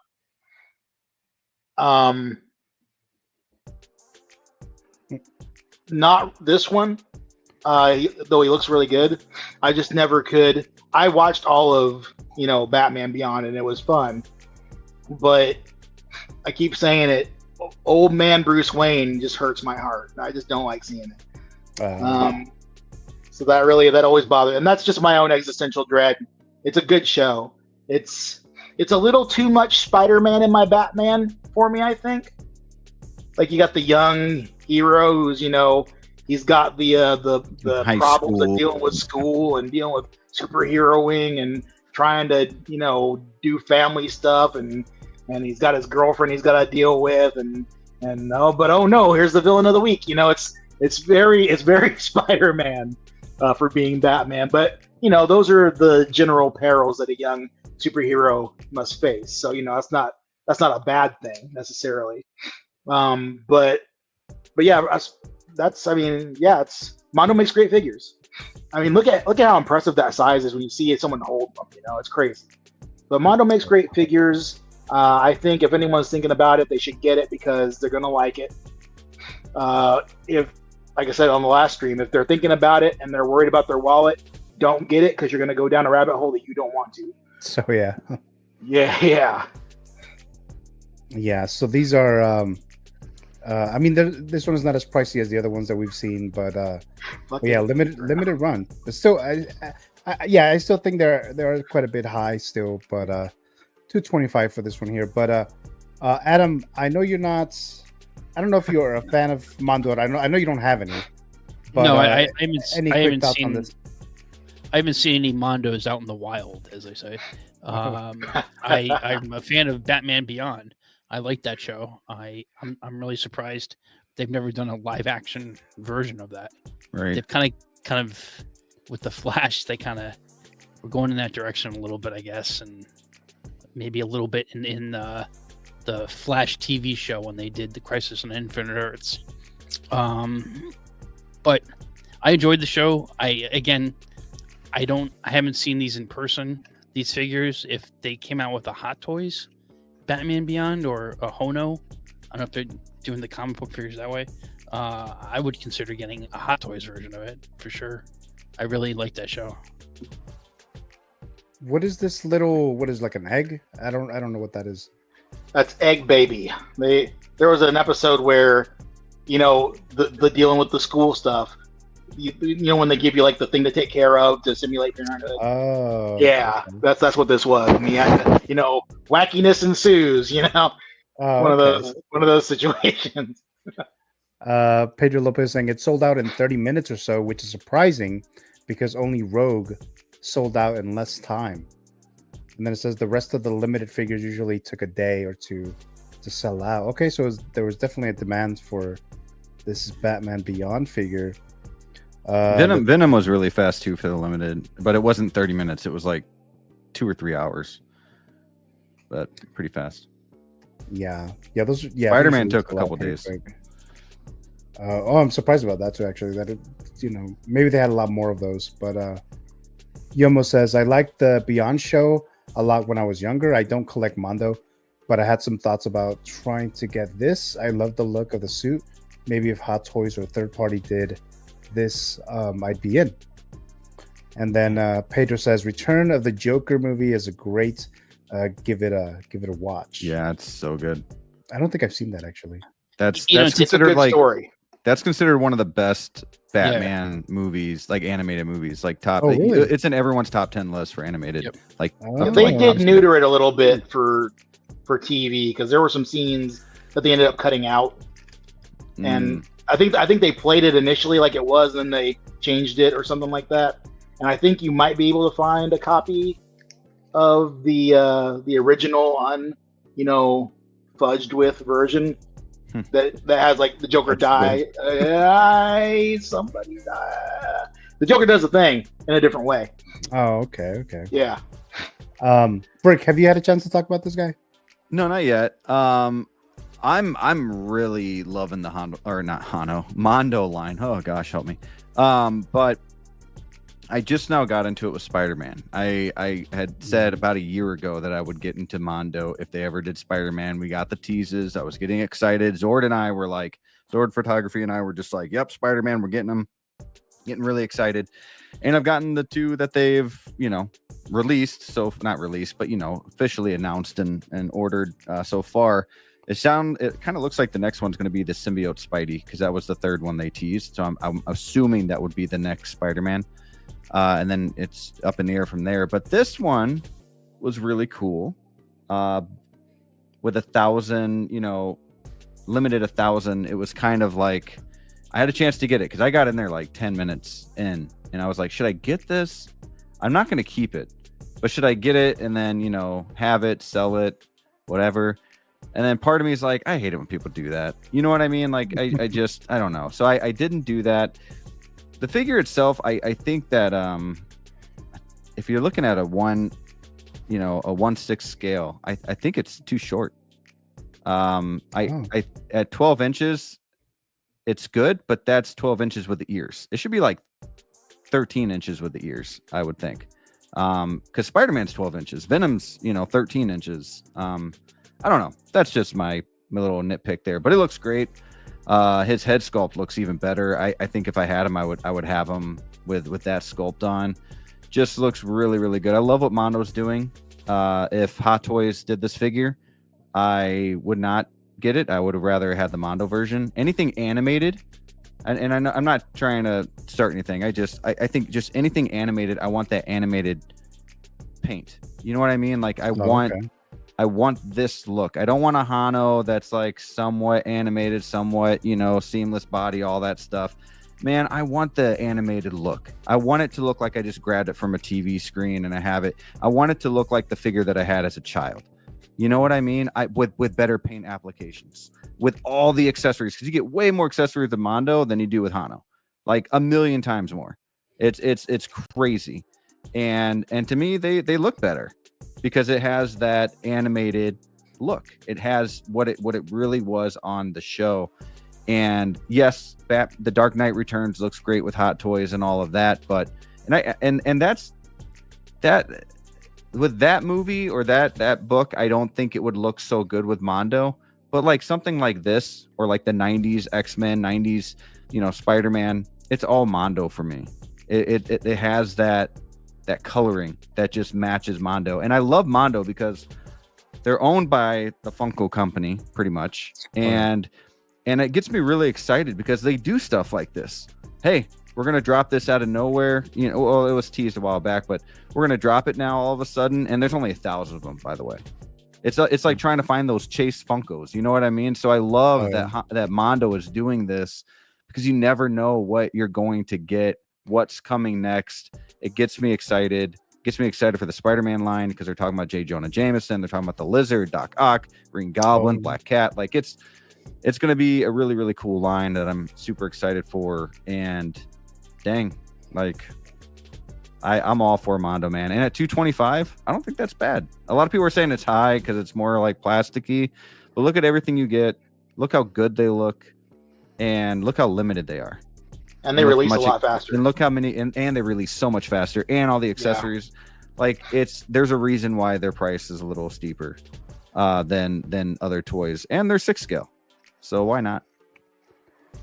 Yeah, and then the Spider-Man and the Venom one, Rick, you're about to that's about to be released, right? Like next month. Well, as long as they don't delay it. I saw that they delayed. Who did they delay recently? Was it Poison Ivy? Oh, they delayed one of the figures recently, and so it makes me a little worried.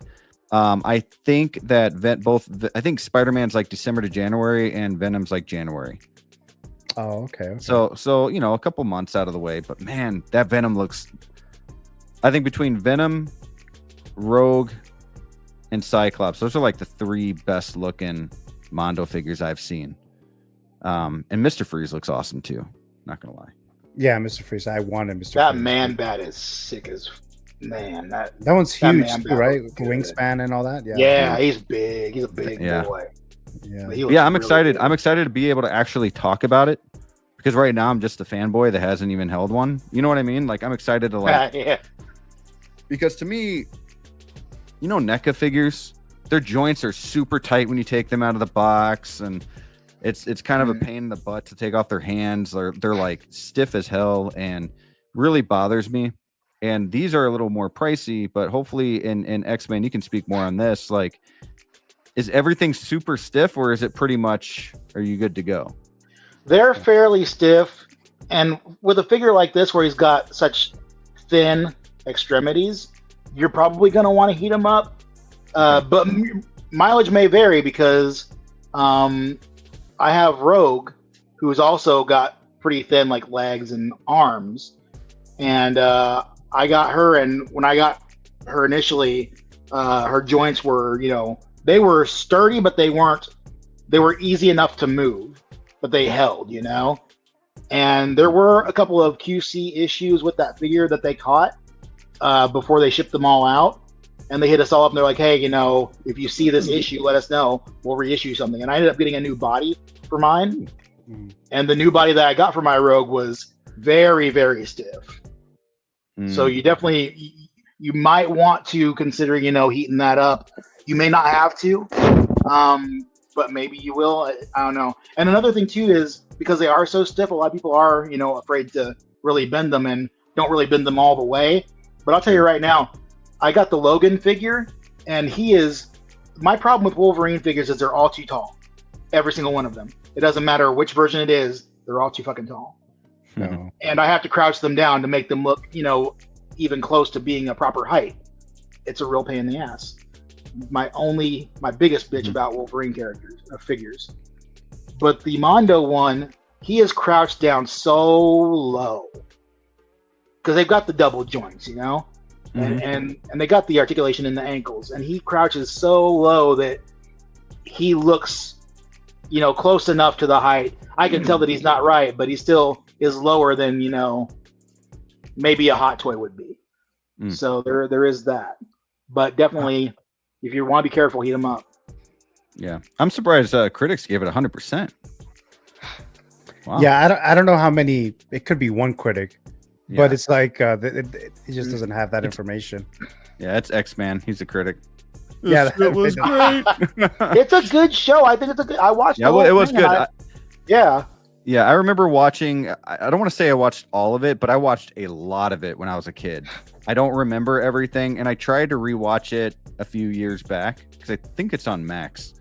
And I got like a few episodes in, still really good, but I just never stuck with it. But I remember watching it a lot as a kid and loved it. And speaking of Max, we're gonna go into the next figure, which is the Batman: The Dark Knight Returns comic iteration that was announced out of, well, I want to say out of nowhere, but I don't think a lot of people were expecting this. Damn you, Hot Toys. So they announced this, and the whole reason why I'm connecting this to Max is that I went to the app, went to Max, and I'm like, I'm gonna rewatch this, the movies. The part hold one on, this is on Max. Wait, hold on. I was gonna okay. Wait, so I went there because I know I watched it on HBO Max, before the whole or HBO, whatever it was. So I went in there, and all the animated series are there. Batman, DC, they own all that. And so well, where the hell is Batman: The Dark Knight Returns? And it's not there. So is it gone? It's gone. It's not on Max. It's gone. I tried this. So I was like, wait, didn't I buy this? I thought I bought the movies, but I actually bought the comic, or actually it was gifted the comic. I didn't buy the movies, so then I ended up just renting them on Prime. So I did rewatch them. I have seen them before. Great movies. Part 1 and 2, great and everything there. Opening up the comic figure file, The Dark Knight Returns, published February through June of 1986. DC Comics, written by Frank Miller, so a lot of you guys know. Number of issues, 4. And if you're interested in this, because I haven't fully decided if I'm going to pick this guy up, I'll tell you in a bit what will make me do it. But if you guys are interested in this, on Sideshow, price $255, expected to ship between October 2025 through March of 2026. I am collecting a lot of iterations of Batman, as you guys know. I'm tempted in getting this. I'm not sure if I absolutely need it. I know JAZZINC is working on the Kevin Conroy, the Batman animated series one. So I'm also trying to limit myself a bit. So that's why I haven't fully jumped on picking this guy up, even though I'm very tempted. If they do announce the Joker version of the Batman, The Dark Knight Returns, then that will push me to get both of them. But that's where I'm at right now. But great looking figure here. I thought it would be under the 85 line, but they decided not to go that route with it, even though we don't have that many of those announced yet. But I guess it's still Hot Toys. It's not a Hano or Hono, however you want to pronounce it, but it is a comic book one, right? So it's kind of like the Doctor Doom figure that they've announced. So I'm gonna throw this to Adam. What were your thoughts on this announcement here? So, very surprised when this came out. Can you full screen me for a second? I want to point out something. All right, so if you can see to right there, right, see that statue right there, right? This is always very awkward. Right there. Whatever. I see it. It's on the thing. Yeah, right there. Right there. That you're making gang signs. I don't know. Yeah. Looks like you were dancing, doing the finger dance, Hey, all I know is if I was guiding planes to land, there'd be a lot of crash. Oh no. Where are you from, Adam? Where are you from? Yeah. So right there is that's one of the few, one of the only statues So I own. cool. Dark Knight, Batman on the horse from The Dark Knight Returns. Nice. That is so cool. You can see like the Batman, and the Dark Knight figures there, and above them are the original comics of The Dark Knight Returns. The original comics from when I was a kid, from 1986, 85, 86, whenever it came out. So I think that alone tells you what a fan I am of Frank Miller's The Dark Knight Returns. Okay. Dude, I am so jealous of that statue and all those comics on your wall. That is awesome. They're all from when I was a kid. They're not new. So none cool. of them are new purchases. I kind of recently retrieved them when I redid the home office here last year. They've been keeping them at my parents' house. My folks were relieved I got them out of the basement. And got some frames. And they're not graded or anything like that. Just got some frames on Amazon, put them up. I thought instead of getting posters or pictures, you know what? I got the original comics. Use them as art, as artwork behind my collection. So to me, The Dark Knight Returns is like, along with Batman Year One and I'd love to see a Hot Toys figure of that as well. They were like the seminal Batman stories, and really those two, along with Watchmen and Man of Steel, Superman: The Man of Steel by John Byrne, which was a reboot of Superman, and a lot of kind of the modern era things that we love about the Superman character were created, you know, kind of influenced by John Byrne and his take on Superman. Those comics all hit around the same time, 86, 87, the mid 80s, and I just remember bringing the Dark Knight Returns to middle school, and I was so bored with the classes, and I'd put Dark Knight Returns in my textbook, and I'd read the comic during the lectures in the textbook. I have a couple. I obviously have the original one, but I don't read those now. I have like a paperback versions I have to my right of me here on the bookshelf. It's just, you know, from the Batman to the Dark Knight trilogy to Tim Burton's 1989 Batman film and Batman Returns. The Frank Miller Dark Knight Returns comic was so influential in pretty much every take we've had on Batman since. This figure looks freaking fantastic. And this makes me think that maybe we'll get the Robin version from this, maybe the Joker, maybe Superman. I would love the Robin. I'd love the Superman from that, where he's, you know, a government agent and kind of the, you know, what we saw in Batman versus Superman, which is, you know, taking story elements from that that we saw in Dark Knight Returns. Would love this. I'm definitely, there's no question, I am getting this figure. I haven't pre-ordered it yet because I'm not sure. I kind of go back and forth when I want to keep pre-ordering stuff from Sideshow. I might find other ways of getting the figures, but I'm definitely getting the figure. And you know, I guess you talked about some of the other iterations of Batman you'd like. I would love to see a Batman Year One. That would be the version I'd like. Yeah, but he's a young version and he's the older retired version. That'd be cool. Brick, what are your thoughts? Yeah, so this is Frank Miller, man, and I would say this is probably Frank Miller's best, in my opinion. He's the man without fear, right? Mr. Frank Miller, Daredevil, little reference there. Absolutely. But which is by far the best Daredevil story, in my opinion. Once again, 300. I'm sure I'm missing Sin City, right? He did Sin City. And I mean, dude is a genius. And I love watching his interviews too. Like even his later interviews, just a really cool guy to listen to. But man, so this is a book that I read a few times back in my day, and I had never seen the movie until 2 days ago when I was looking for it on Max, and I was like, why don't they have this on Max? And then I bought it on Apple for $10, and I watched it and loved it for the most part. Great film. I shouldn't even say for the most part. It was great.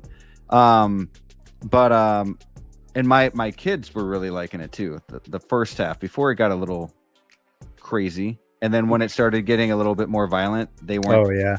They were into it, but then like when it got violent, they weren't paying attention anymore. I was like, okay, good. Okay. But yeah, it was, man, great film. And I also bought, real quick side story, I also bought at the same time the Long Halloween movie. And what really very. And what really makes me mad is Apple let me buy it on my TV from the TV app, right? Smart TV app, whatever. But I can't play it because I have to have an Apple-owned product. So I can play it on my phone. I can get the little Apple Plus TV box thing. Oh, what the hell? And I can't play. It's like, why'd you let me buy it on my TV if I can't watch it on here? That bothered me.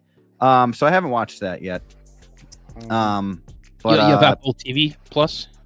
I have it. You have an Apple TV. Have that. What do you use for streaming? I just use my app on my smart TV, and that's Apple, and I got Apple Plus and all that. But I don't have an actual Apple device, so it won't let me do certain things, I guess. But here we go. You know, I'll just watch it on my phone one day at work or something. Just kidding. Fucking asshole. I mean, Apple. Yeah, right. But man, this going to the figure looks amazing. It looks so good, and I'm with you guys at $255. It's a good price. I'm happy with that price. For that, yeah. I'm happy with that price. Sure. Comes with the rifle. Looks really good. Love the body. Love everything about this. Love that it's not a Hano figure. Nothing against Hano. Just happy that it's. I don't think you would have gotten the rifle with a Hano figure. You know what I mean? Like, I don't think you would have gotten three face plates with the Hano. So $255 being a Hot Toys, wow. And yeah, this is definitely getting. I'm with Adam though. I'm not. I have not pre-ordered a figure since Ladypool. Oh, and good unless job, you count Artisan Harley, unless you count like those limited Artisan figures. And yeah, I mean, sure. Beetlejuice, I haven't pre-ordered. Haven't pre-ordered Batman Returns. I haven't pre-ordered any of that stuff because I know I can buy it other places. I know I can get it cheaper and faster from other places. I know it's just, yeah, you know what I mean? Like there's that comfortability that you have knowing that you have it like secured. But if it's not getting low in stock, I'm not going to pre-order it. If I see that it's low in stock, I'll probably pre-order. But yeah, there's a lot of figures out there right now, and I would say this was the most shocking out of like the last 20 figures that have been announced. I was completely shocked that they went this route, and I am super excited to see what comic books they're doing next, because man, they're going crazy on this stuff, and I freaking love it. If they give us a Killing Joke, I'm gonna, hopefully there's, you know, 2 different ways to kind of pose him. I would love to have a Killing Joke figure, man, like with the camera, with the hat. Oh man, that'd be awesome. That would be, to me, that's the best looking Joker. It's not like the classic Joker look, but it's like the coolest in my opinion. I love it, man. Yeah, I love that that Joker. So yeah, really cool figure. Getting this for sure. But I'm with Adam. I'm not pre-ordering it just yet. And the next man, I know you talked about this, but what are your quick thoughts on that? I'm weak. I pre-ordered it through Underground that day, but like everyone is saying, this is Batman. This is one of the most. No, I'll just say it. This is the most influential Batman story ever to be put to the page. And since we're showing off, you know, statues, I've had this little guy here. I've had this since 1999. Nice. I want to say, and he's been through some stuff. You know, they got broke a couple of times, a couple of chips here and there. But I've had this guy for friggin' ever. He's followed me from Virginia to Hawaii to California back to here, and this dude sat on the dashboard of the car when I was driving back here from California, because I didn't have his box anymore because it was beat to hell. So this guy sat on the dashboard and pointed at me the whole way. But this is not a Batman that you want to miss if you're a Batman fan. So naturally, I pre-ordered it begrudgingly because I'm trying to not pre-order things anymore. I'm going over my list now, what to get rid of, because it's time to curate hard. And I hate to say, but I think some stuff from the Ahsoka series is going to be leaving me. I had to do that too. Because of a couple of the things that have been coming out recently. Star Wars is not my top priority, so if I got to cut somewhere, you know. But but this is not something that I could pass on, and I hope that they do, and I hope that they don't make Robin, because I'm gonna have to buy her too. But I would like to have her. I doubt that they will, but who knows? You know, they've been surprising us lately with some of the characters they've been making. But this guy, there's no way you could get this in Hano. Not like this. Because the way I've been thinking it, the way I've been describing it has been like Hano figures are like 1080p, right? This right here, this is like 4K Ultra HD, right? It's got so much more detail in the paint apps. There's weathering on this that you wouldn't have gotten with Hono. It would have been super clean, super, bright, and this just doesn't have that. And that cape, my God, look at that cape. Look at the folds over the shoulders of that friggin' cape. That is amazing. That is incredible. You don't see that, man. You just don't see that, and it looks so good. Like this is everything you want in a Batman figure. I think, as long as they don't muck it up, this is everything you want in a Batman figure. Yeah. I think to your point, and it sounds like both of you guys kind of were on the same page on this one. This is a figure. If I could think back to 12 or 13-year-old me, 86, 87, 88, and when I was so invested in these stories and these comic books, and I got to think, and I wished for an action figure that looked as awesome as the comic panels did. And then you see this figure, and I see this figure right now. Where did Brick go? I'm not sure. I think he might have been some kind of connection issue, I'm guessing. If oh, there he is. He's back. All right. Hey. Yeah. Worried about you. So, if you think back to like the 12, 13-year-old me and how much I love this series, I'm getting this as much for the 12 and 13-year-old inside of me, that's still there, as that. We talk about why we love these things, nostalgia factor, and Dave was talking about, well, I may have to cut back on the Ahsoka stuff. Yeah, I totally get that, because as much as I love those figures, if I had a choice between these newer stuff or the 12 or 13-year-old me that I want to satisfy, this is that figure. To me, this is everything that represents everything why I'm like into all this stuff and on this show right now is to get a figure like this. Yeah. Now I got a interesting live chat comment here. We have Sandworm saying, "Hello, found this channel from the shorts and checking out the live." Wow. So thank you so much for hell yeah, dude. Nice, welcome. Yeah, you're on the best place on YouTube right now. Yes, sir. Thanks so much for joining us. And I think something like that happened to you as well, right, Brick? When you had some people that found you. Yeah. I was on Bugle 6. I think I was doing Bugle 6, and somebody said something. I was on some. I don't know if it was Bugle 6 or if I was streaming with somebody else, but I remember that happening before.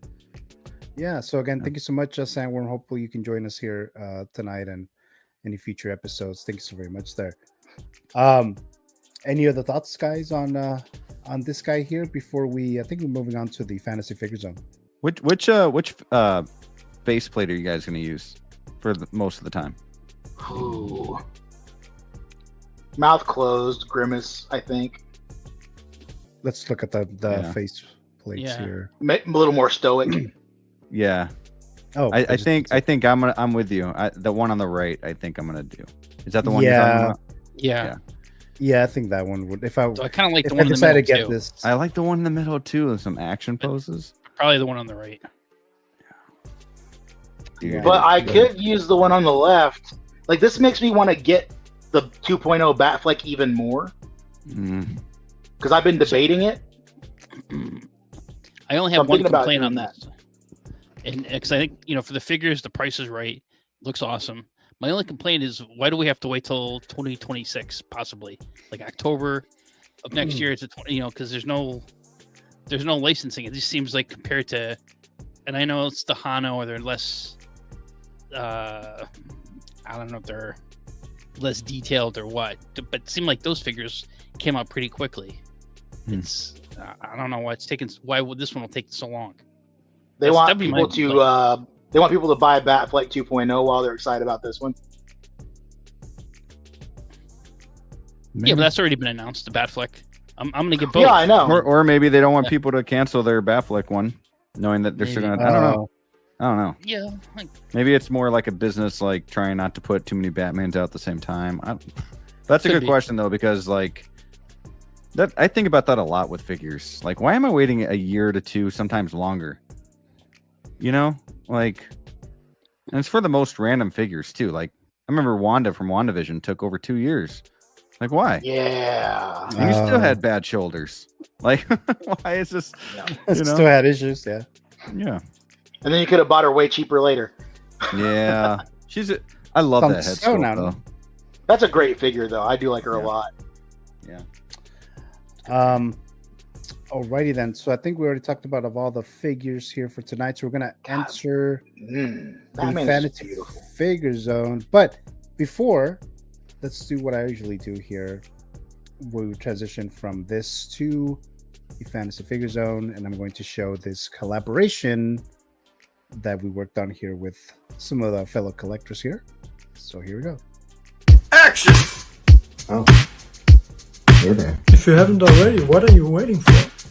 Like and subscribe to the Movie Canon. What up, baby? It's Reverzio, and you're watching the Movie Canon. Make sure to like, comment, and subscribe. Hey friends, it's 1Adam12 here. Don't forget to subscribe to my friend, the Movie Canon, for all your movie, entertainment, horror, and 1/6 action figure talk.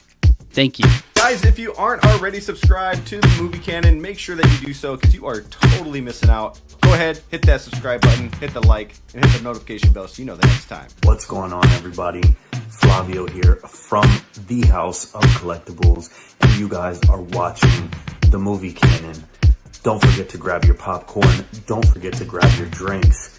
Thank you guys for watching. Don't forget to like, comment, and subscribe. Peace. Friggin' Brick over here trying to riz everybody up. Right? Like, hey, buddy, top or bottom? But thank you, Brick and Adam, for being part of that collaboration, and the other guys who did this, Dan, Zio, and Flavio. Thank you so much for doing that. And then, of course, guys, if you haven't done so already, please hit the like button, subscribe if you haven't done so already for future content and giveaways and stuff like that. Really appreciate it there. And the giveaway, I am still doing that tonight.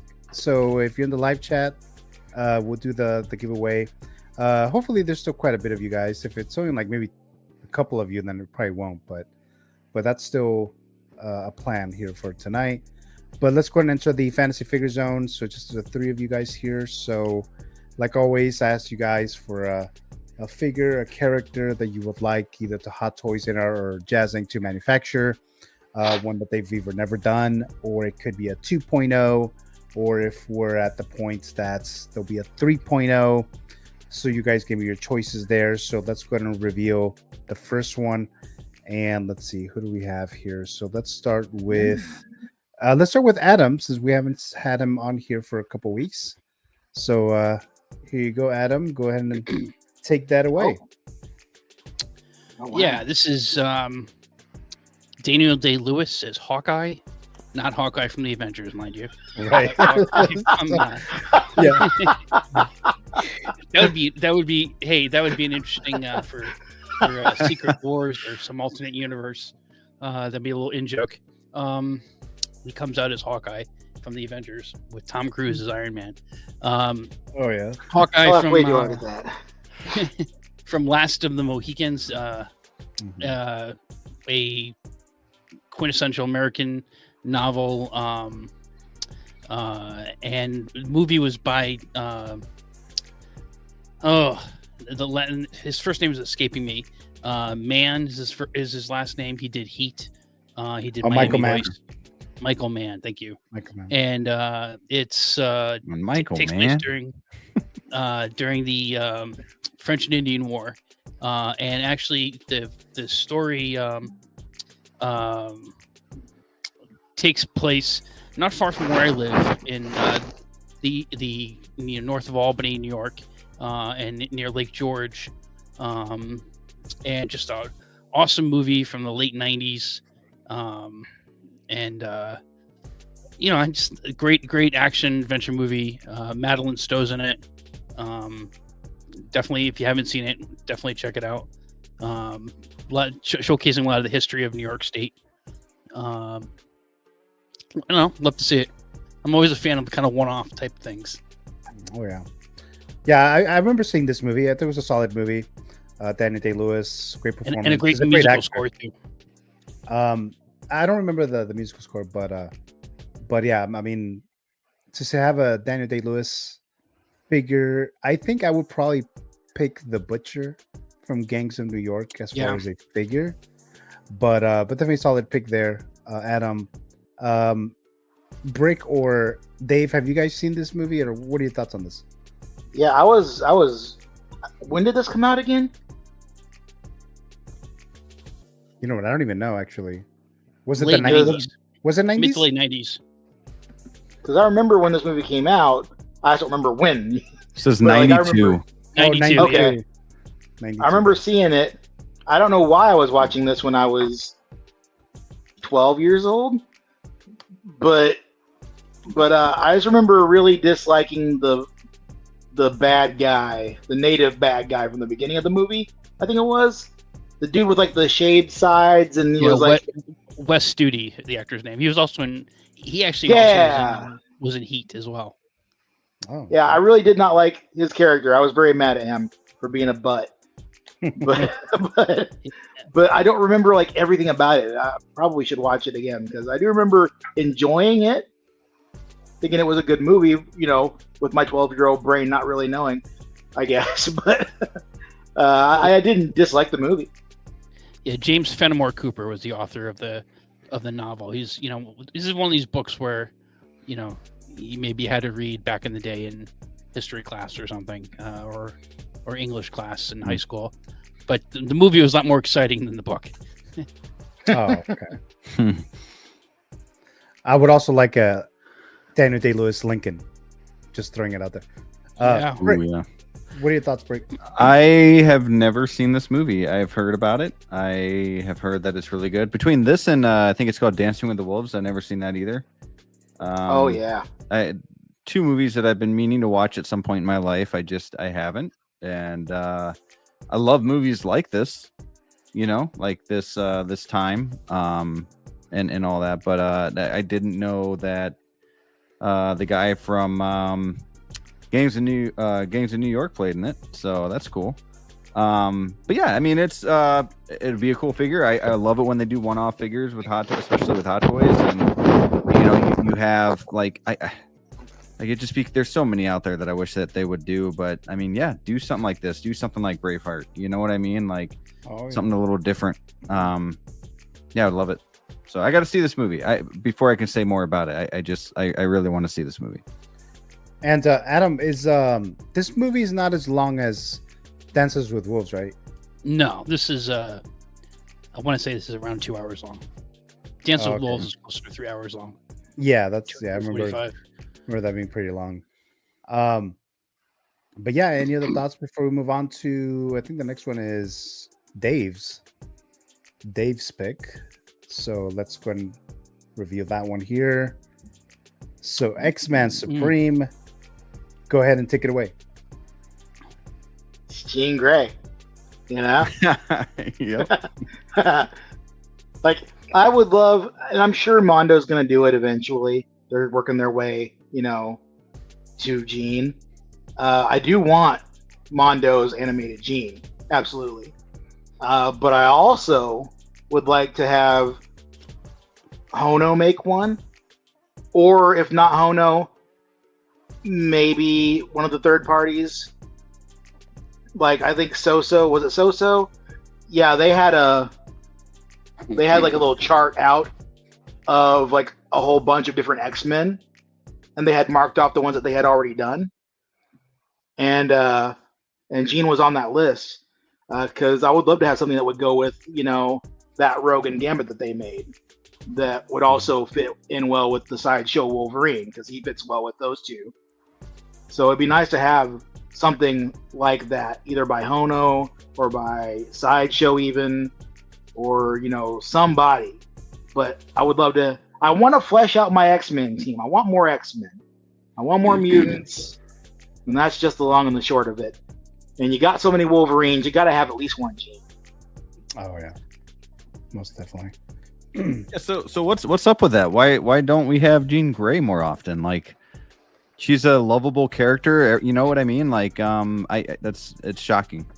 Like, whether it's live action, animated, like, you know, Mondo's going to be doing it. You're spot on with that. They're going to be. And I think the problem with people making her outside of just like, you know, like Marvel Legends and other 12 scale type figures. Oh wow, that's cool. Look at that. Yeah. That's the one I want right there. How about these two guys? Oh, okay. That's where they got Electro. Be worth $25. Now, see, I'll bet you Mondo makes like the regular animated Jean, and then does like a con exclusive of that version, because they did that for Cyclops. They gave us that version of Cyclops in a Comic-Con exclusive. So that could very well happen. Maybe next year, I would imagine, if they wanted to do it, or some year following. But I think probably the thing with Jean is a character like that would have to have rooted hair. Like they got away with, you know, sculpted hair with, you know, a few of them so far, but nowadays it just feels like it wouldn't be right if she didn't have rooted hair of some kind. Oh yeah. You know, because she's got so much of it, and it's all going back, unless they did her with the ponytail, which is fine, but that's more animated series than anything else. But Yuma says we really need a lot of X-Men characters, and yeah, there's definitely a lot that they have not done yet. So, and there's a lot of X-Men characters, just period, right? Just in general. When those movies hit, yeah. Oh yeah. Yeah, start selling stuff now. Any other thoughts on Dave's pick before we move on to Brick's pick? Bless you, Adam. Thank you. No, great pick, man. Jose says, I take a Famke or Sophie Jean Grey too, he says. Yep. Any other thoughts, guys, before we move on to Brick? All right. So I think you guys could probably expect this. So okay. That is. I wasn't sure which one you're going to choose because I gave you two. Okay, yeah, that's the one. Because I know you've described this one before, so I was like, I'll use this. Yep, dude. First of all, Venom is good. I know a lot of people like to bash it before they see it, because especially this third one, because of what Sony's been doing lately with like Madam Web and Morbius, and they got a bad reputation right now. But these Venom movies have been nothing but fun, and I mean that, nothing but fun. The story, it's okay. The villains are okay. Carnage wasn't great. Could have been, because he had the acting skills to make Carnage great, right? And that movie was just so choppy, but it was still fun. The third movie, wonderful end to the trilogy. I don't know if you guys have seen it yet or not, but I had a lot of fun with the third movie, and I do think it's the best of the trilogy. I think it goes 3, 1, 2. And yeah, man, this scene right here, or I guess there were a couple scenes where he's walking and Venom's kind of coming out of his body. So this isn't a spoiler, but have you guys all seen this movie? I've seen the third one. Okay. I've spoil away. No, it's not. You better go see this movie. I got a 0 bar. Okay, I got a 0 bar, sir. Oh yeah. Okay. No. All right, fine. Cool. I get it. But it's good, man. Like, you know, it's they don't make comedies anymore.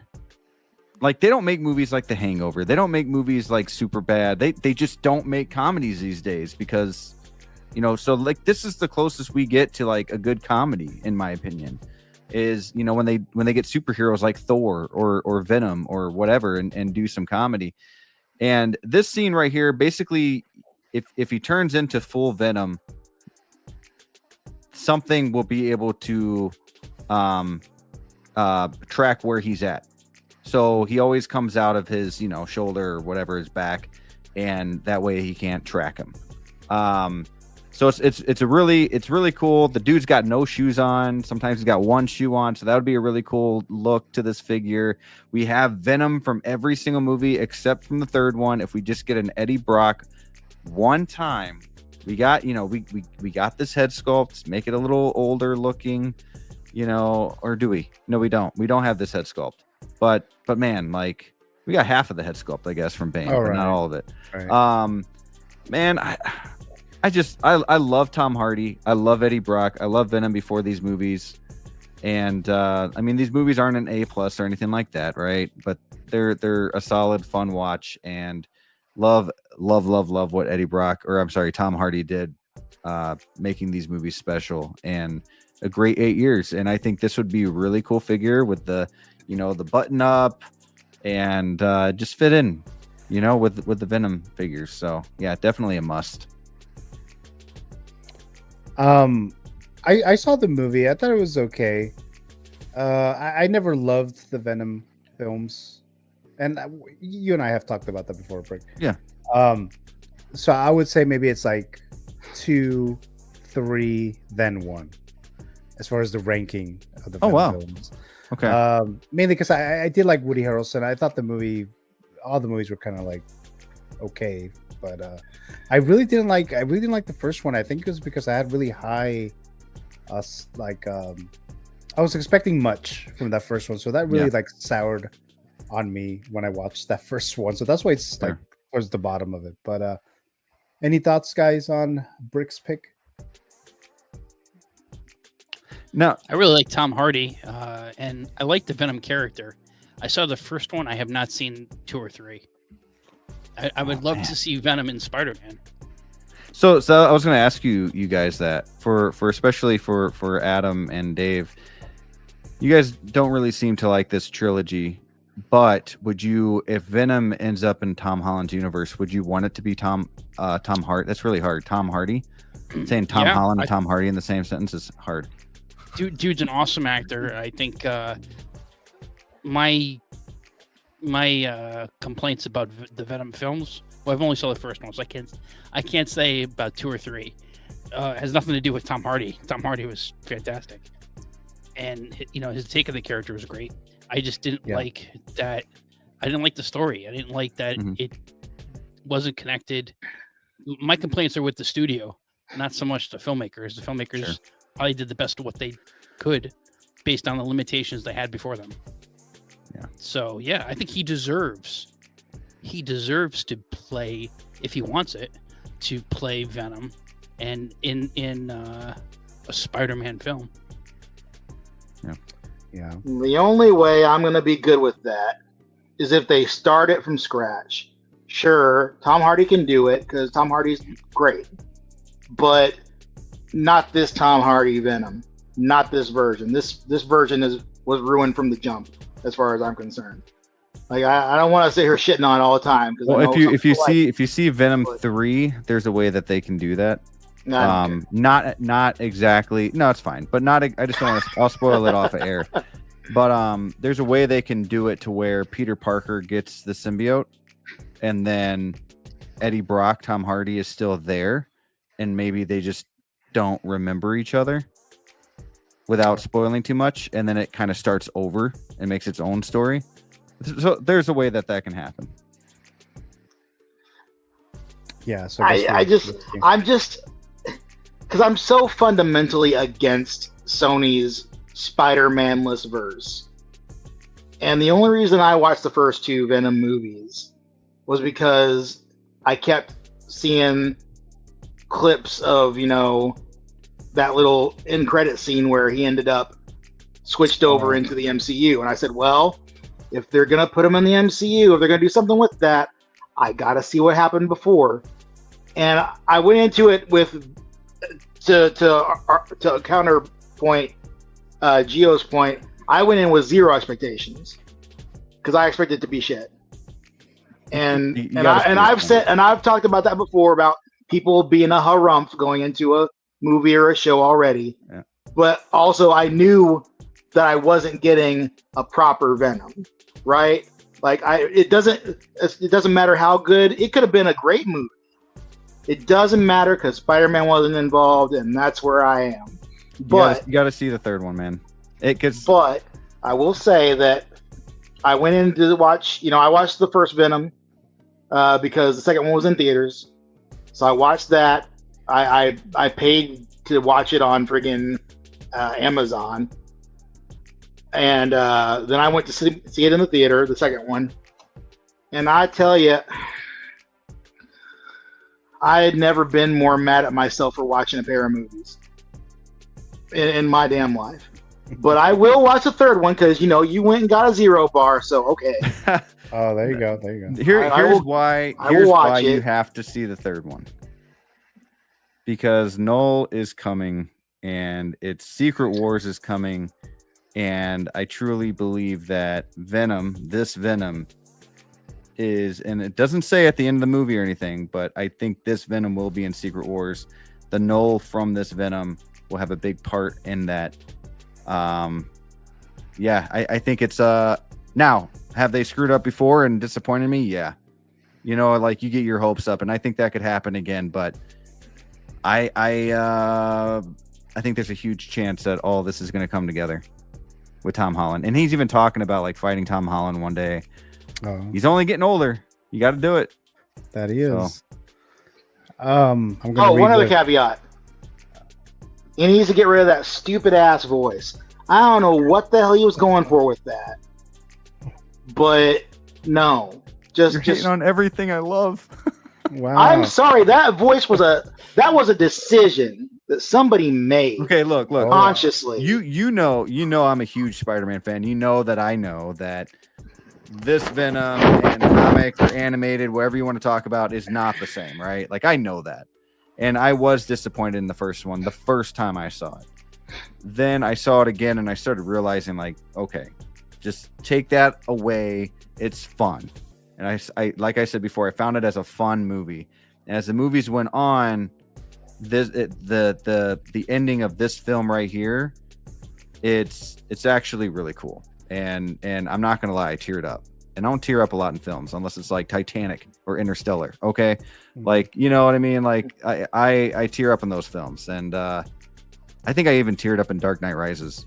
But yeah, this one teared me up. Let me ask you this: does Null, because they show him, right? Yep. Does he have the fucking spider on his? Because that's gonna piss me off even more. I don't know if that'll be considered a spoiler or not. So maybe, I guess we could reveal that backstage. Yeah. All right. I'm gonna read what Jose wrote. That's gonna piss me off. That's gonna really piss me off. Well, I'm a huge Johnny Cage fan too, so I hear you. Okay. Jose says X-Men has too much hate in his heart for the Venom movies, but the MCU isn't this perfect universe anymore. Why are you so worried it's going to taint it? And then he also says the Tom Holland Spidey movies are the furthest from comic accurate from all three Spideys. Where is their energy from fake MJ, fake Janky? I'm pronouncing that right? Fake Flash Thompson, no Uncle Ben. So that was. Oh yeah, no, don't get me wrong. I'm pissed as fuck about Zendaya. I don't even want to get into that. That makes me very mad. Okay, sure. Give him another chick. Sure. Okay. Let's call her Michelle. Sure. Okay. Don't fucking call her MJ like it means something. All right? And then you motherfuckers, then you go to the nerve, the fucking balls they had to give her the last name. Oh my God. You know what? No, I can't on this. That makes me more mad than Venom. That makes me so much more mad than Venom. Like, just make her a different character. Stop trying to shit all over Mary Jane by giving parts of her to a whole other person who is not obviously her. That makes me so aggravated. But X-Men, you know what changed my opinion on that was No Way Home.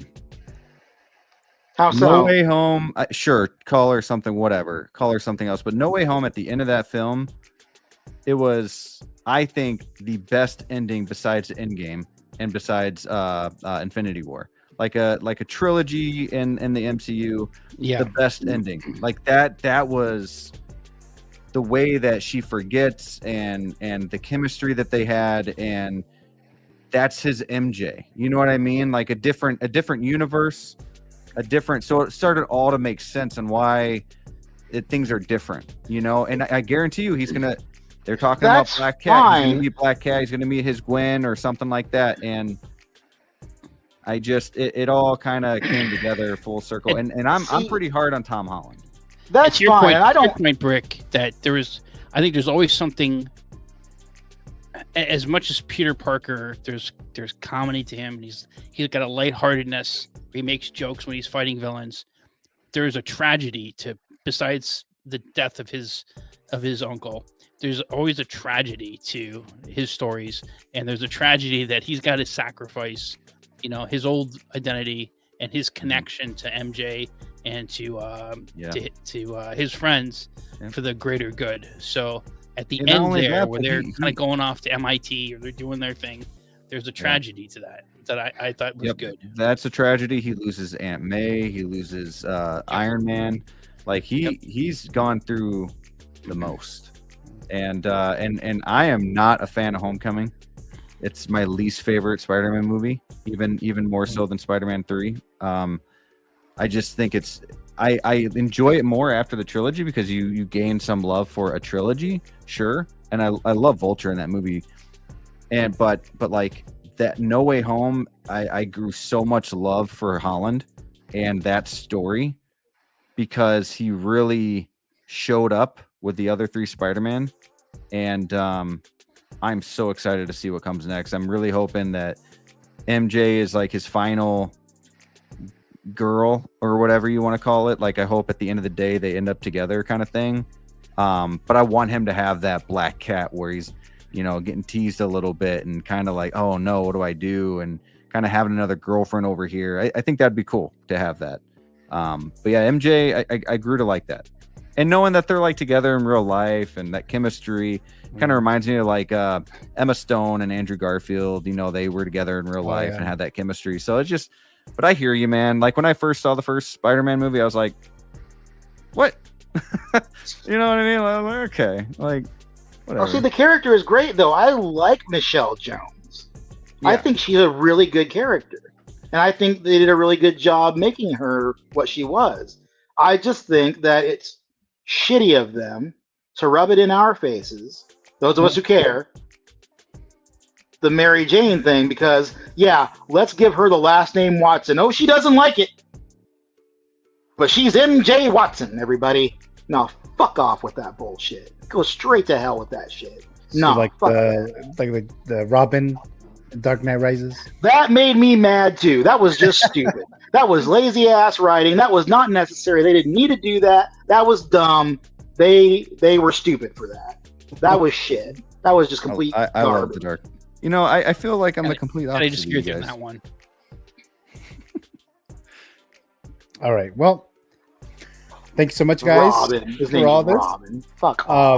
So we're gonna go and enter into the fantasy figure zone, and then we're gonna do the matchup. And if there's any time left, we can do the other part of the figure price right or whatever. So we'll move on there. Jose says that Robin name check was stupid. No, it wasn't. It was so cool. There you go. It gave me goosebumps. I loved it. And I'm with Brick. I teared up on that too. I agree. Dude, I teared up hardcore in that movie. I mean, I didn't mind it. Honestly, I didn't mind it. I was just bringing that up because Dave was talking about the MJ thing. So that fucked me up when they did that. I was good. I was good with it. I was good with the movie. With the music in the background, it was like, oh, I loved it. It was. And they're like, oh, this guy's gonna take over and become a new Batman. Okay, great. And then there's like Robin, and immediately I was like, you all fucking suck. Yeah, but let's see here. No, fucking. Jose says not with Robin. I teared up when he's in the cafe and yes, same. And he that part was cool. That part was cool. That's exactly what I teared up at. Exactly. Yeah, that was when great. He's flying and you don't know what's coming and that whole part. Richard Grayson is Robin, says Jose G. Hernandez. Well, now anybody can be Robin. It was just that dumb little Easter egg name drop thing. That's what it was. Well, it's better than bringing them in that trilogy. Like, I'd rather just have an Easter egg. You know what I mean? Like, it was good for that universe. Yes, good little touch. That world that was built by Christopher Nolan and Jonathan Nolan. Yes, I get that. All right, so let's go into the keep, gift, or destroy. I love it. So keep, gift, or destroy. So this is not tailored to any of you guys, right? Because you guys have been on here several times. So so let's see here. Wait, where did it go? Okay, so this is going to be lines. Okay, so Hot Toys lines. Okay, so you guys know the rules. Venom destroy. Keep, gift, or destroy. Well, maybe it is. Maybe it's on here. X-Men, Wolverine, destroyed. You know that's your prerogative, man. You know what I love about this photo right here is it looks like Tom Hardy. It's okay, Jose. We stopped being friends a while ago with our differences. Right. I feel like I see that You've comment. You've to me 20 times. Right. I've seen like that comment like in every stream, right? Oh man. Can't be friends. Whether it's Brick or me or someone else. Yeah. Before you switch will they, won't they? Hey, Gio, you know what I love about this picture here is it looks like Tom Hardy's wearing a T-shirt that's got Brick Artemis's logo on it. It really does. That's right. Yeah. That's right. It looks like Venom's coming out of his ass. Look at that. What is this body posture and this facial expression? Oh, yep. Okay. It's like that's what happens when you have too many zero bars. So. Oh, there you go. That's right. I don't know if I want to eat it. Yeah. Yeah, you might crap motor oil for a week. That's true. Okay. All right. Ooh, that sounds pleasant. All right. So here we go with the keep, gift, or destroy. So again, these are lines. Okay. So the first one is the Batman 85 line for Hot Toys. So they've only announced so many. So these are lines that if you destroy them, that means that they would cancel this line and destroy this entire line. So that's how we're gonna handle. So they've had the gold Batman, they've had Batgirl, and they had what? Batman Returns part of Batman Returns, right? Or any, and again, it'll be connected to any future ones, right? Okay. So was Batman Returns part of it? The Batman Returns is part of that we just talked about. I think it was. I think it was under the not the Dark Knight Returns. Batman Returns. No, that's right. That's right. The Batman Returns. Batman Returns. Oh, Michael Keaton. Yeah. Right. Michael Keaton. Yeah. Right. Shit. Okay. The next one is any MCU Artisan figures. Well, damn.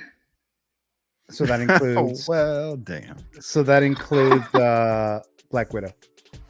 And any future ones that they'll do. Man, she looks so good, but they need to give her some color. Okay, sorry. And then we have this Star Wars Episode 1, The Phantom Menace line, which they've announced a few, but still a lot to go, in my opinion. That's actually tougher than I thought it was going to be once. I'm too emotionally distraught for this right now. Right? So those are the three guys. Mary Jane. So what would you guys pick between these three? Okay. I'm ready. Let's start with Adam. Okay. That's a tough one, man. So any Artisan Marvel, any of the three so far announced, Batman 85th anniversary, and then anything from Episode 1. And right, and any future potential ones, yeah. All right, so keep Star Wars Episode 1. That's probably the easiest one for me. Keep that.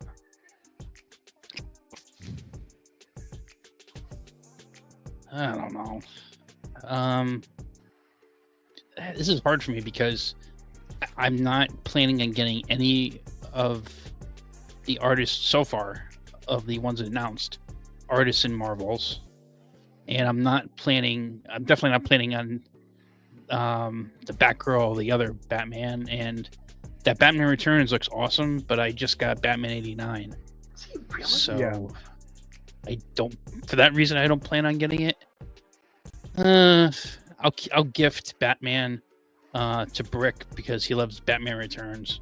So, and then I guess I'll destroy the Marvel Artisan.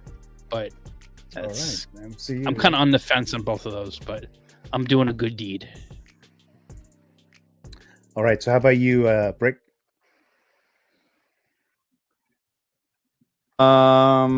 Man, so I'm 90% sure that Batman Returns is part of it, right? I'm starting to question myself because X-Men's kind of freaking out. I'm pretty sure it is. I thought it was too. I just didn't see it on Sideshow, but I thought I saw it on their Facebook page. I would definitely, by far, I mean, without a doubt, Artisan Marvel characters. I'm keeping that. That's easy because they're actually like making good figures right now for that line, for the Artisan Marvel. I mean, you've got so far Black Widow, you have God Loki, you have Scarlet Witch, you're probably going to get a Thor. You got a future with that, right? Because that's going to be more than a year. That's going to continue. Where the Phantom Menace, sure, it's one of my favorite Star Wars movies. I'll say that. But what have we gotten other than a Darth Maul 2.0 and a Droideka and possibly a Jar Jar? I got my Maul. I'm fine with that. I got Qui-Gon. So I'm going to destroy 25th anniversary episode 1, and I'm going to gift. I'm going to gift Batman. Yeah, because Batman, if you get Batman Returns, that's better than any other figure from Phantom Menace right now. If I already have a Darth Maul. Sure, the Darth Maul from Phantom Menace looks better. Okay, yeah. But I don't see them making me a Kenobi. And that's what bothers me with this. I think there'll be a Kenobi. May not be this year, but there'll be a Kenobi. Are they going to go into next year? Because it's not 20. I mean, I don't know. They had like 40th anniversary of Return of the Jedi Han Solo like this year. Yeah, but they're slacking. They're slacking, and I'm losing faith. And I mean, for me, for me, I love Star Wars, but for me, it's Marvel, DC, Star Wars in that order. So, which is why I'm canceling a lot of the Ahsoka stuff because, to me, better things are coming out. But yeah, Artisan easy as a keep. But yeah, I'm gonna go keep Artisan, gift Batman, destroy Phantom Menace.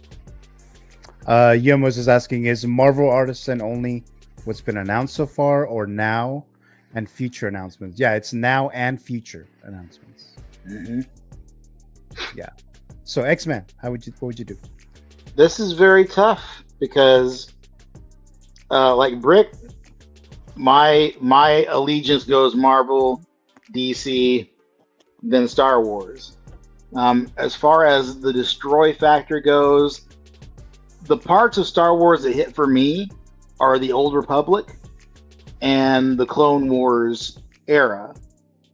And Phantom Menace is like just before Clone Wars starts. So I'm really not concerned about that. So I can destroy that and be fine. The problem is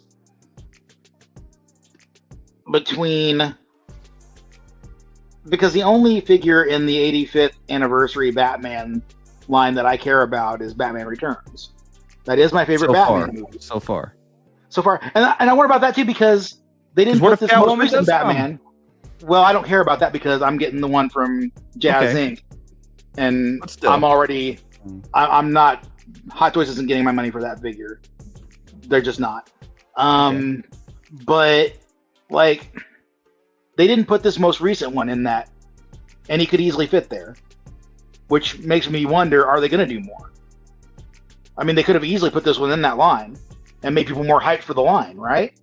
Like, isn't that what you want to do as a business?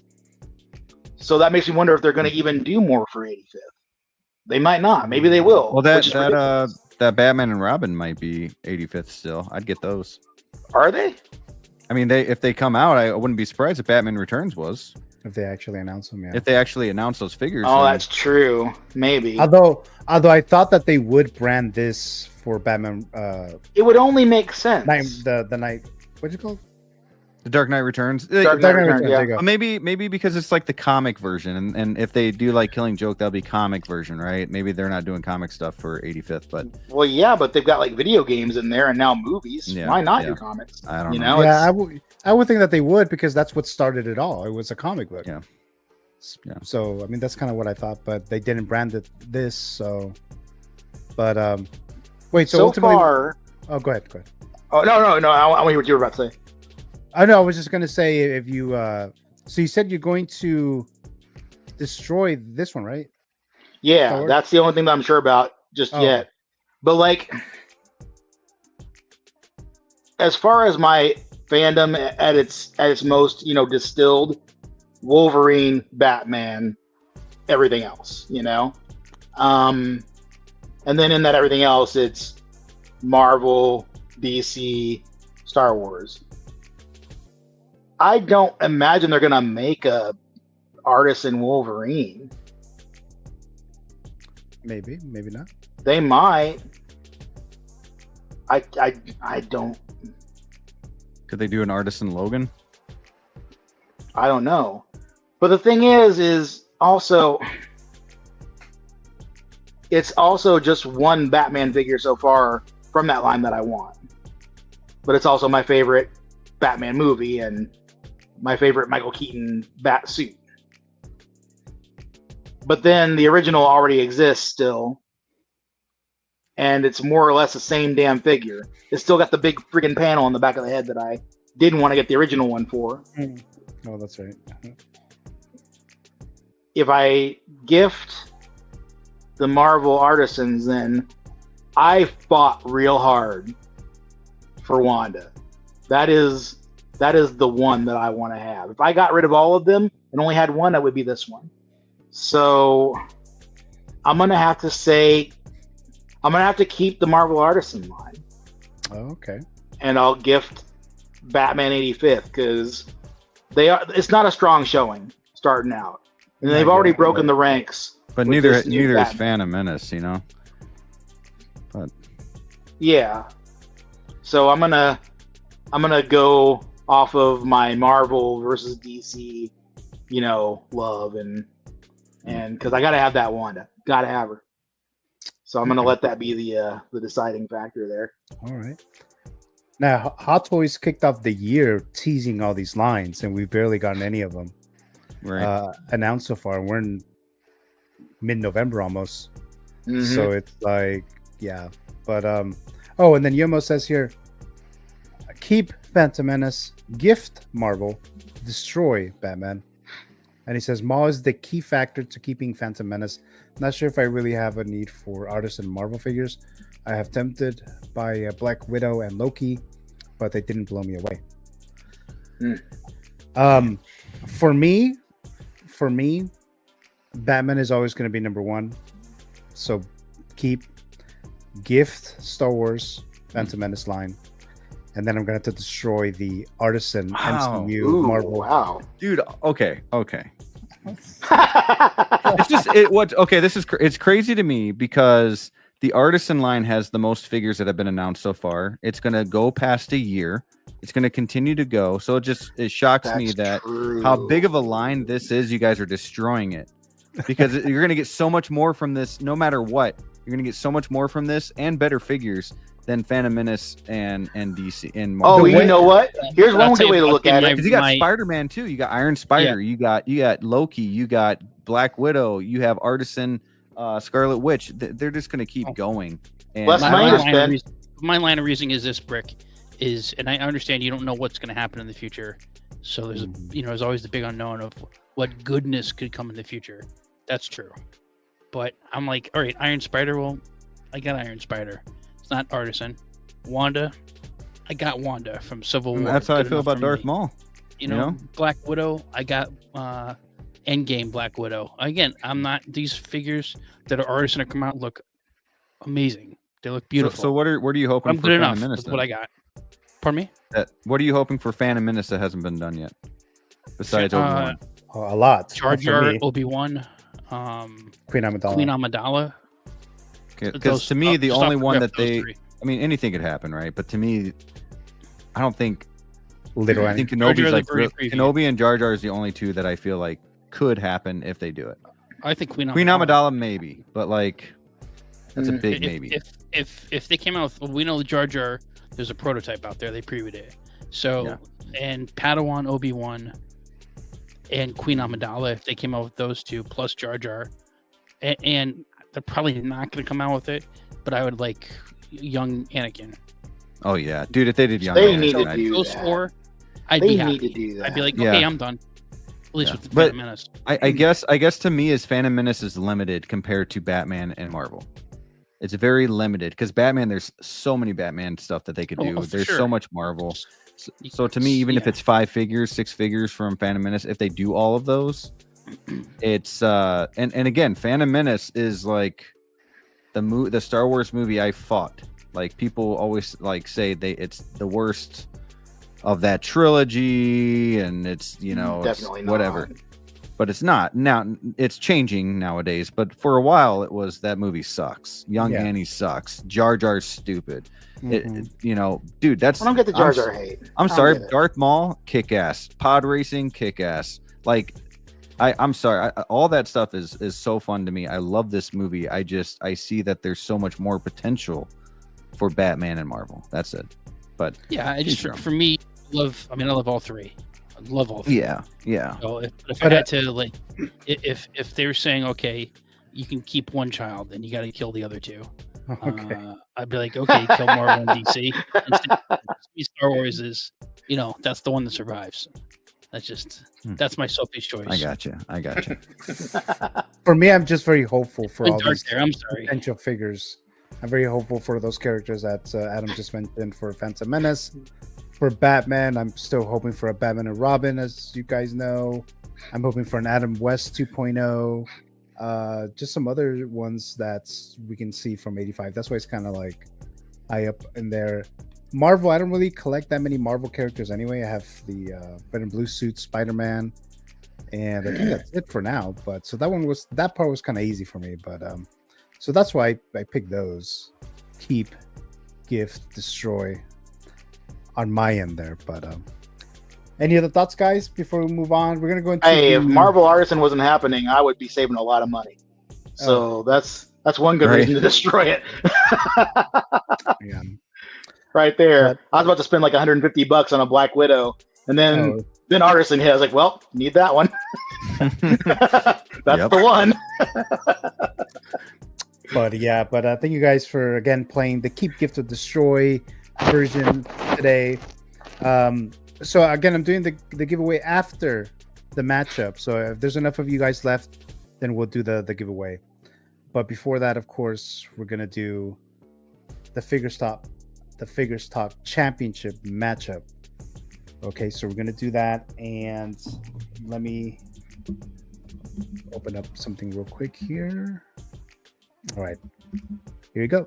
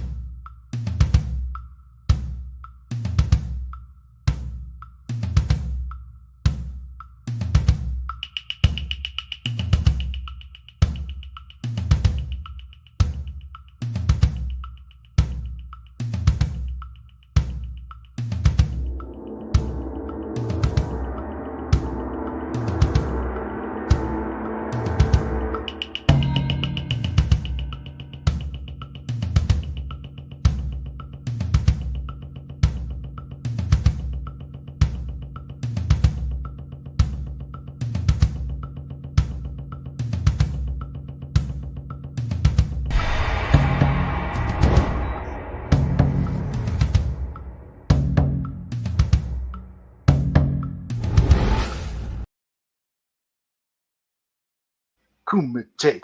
All right, so right. I really like that movie actually. All right, guys. So again, this is the Figures Talk Championship matchup. We have Brick versus Adam. We're here tonight. So let's see here. So I'm not going to read the entire rules. Before I used to read the whole damn list of rules and stuff. So I'm just going to just point out just some of the newer rules, like in the last couple months or so, just as a refresher, a reminder for you guys there. So it's best out of 7 rounds. So first to win 4 rounds. So it's longer rounds for the championship. It's fewer rounds for the regular matchups. So we have here.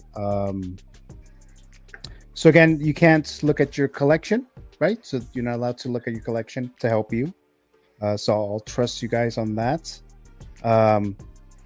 Let's see here. Once a figure is shouted or stated in the round, it cannot be used for the remainder of that round, but it may be used again in another round. The same character may be mentioned more than once in the same round, as long as they are from different manufacturers. So I always use the example of Pennywise. There's a Hot Toys version and an in-art version. So as long as you specify, you can use it again in the same round. 2.0s are not allowed anywhere. If you mention a figure, let's say Keaton Batman, you can't use it later and say, oh, Keaton Batman 2.0. And then, of course, guys, remember, this is all just for fun. All just for fun. But Adam already has his title belt. But if Brick, if you were to win, then I'll send you one if you were to win.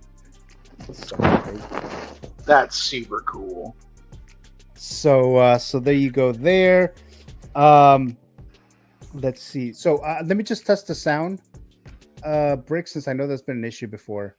I'm expecting that probably still is, but let's see here.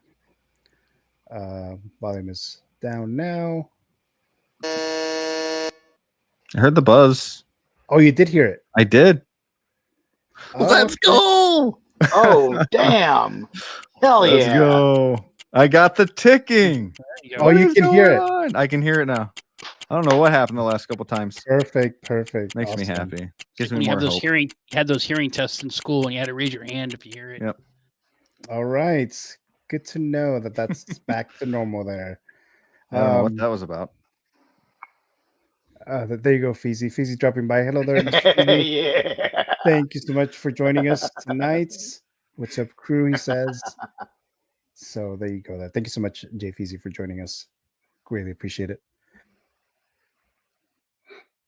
All right, so we got the sound effects. I'm actually pretty excited about that, actually. But so let's go ahead and do this. I'm gonna read this here.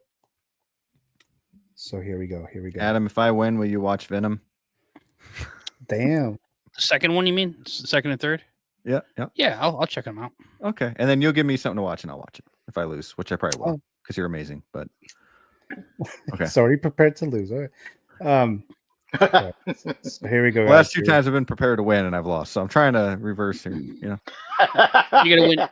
So you gotta sweep 4 of the 7 swing states. Is that how it works? I'm sorry. What was that? 4 of the 7 swing states you have to sweep. Oh, right. We're doing 30 seconds, right? Not 20. I'm sorry. It's going to be 45 seconds. Ooh, wow. Okay. 45 seconds for the championship. Okay. Yeah, I probably should have specified that, actually. You might have. Moment of truth. So here we go. So, ladies and gentlemen, the following contest is set for 4 falls, and it is for the Figure Stock Championship. The challenger from the state of Wisconsin, and with 47 1/6 scale figures, we have the one and only Brick Artemis. That's frightening. Okay. When you oh man. Okay, you got the point, Brick. Let's move on. I think I peed a little bit, but okay. Kids at the orphanage call me Dick. Well, children can be cruel. Yeah.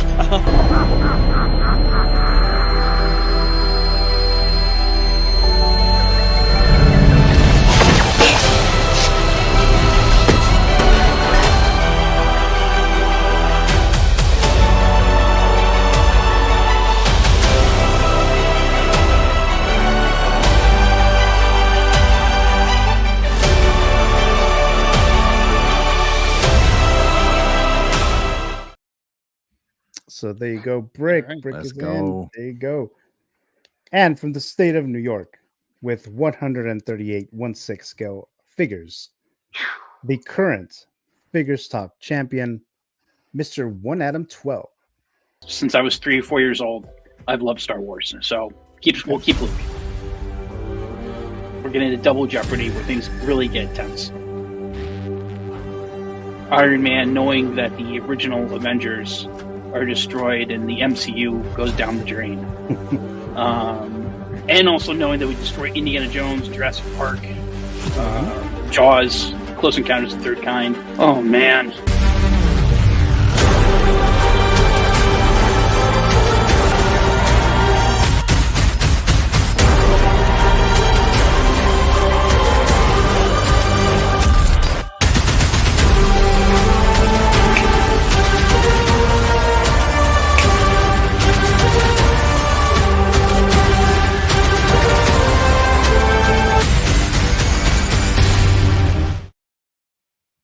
All right. So there you go. You guys are ready? Okay, Ready. so Ready. Brick being the challenger, he will be first. And then we'll go back and we'll cycle that way. All right. 45 seconds. If there's some kind of confusion or whatever the case after the round is over, I'll go under review and then I'll watch the replay or the footage. All right, so here we go. So starting with Brick, Artemis. As soon as you hear the ticking, then that means that's when the round has begun. Okay. All right, so let's see. Ticking. Oh, here it is. All right, here we go.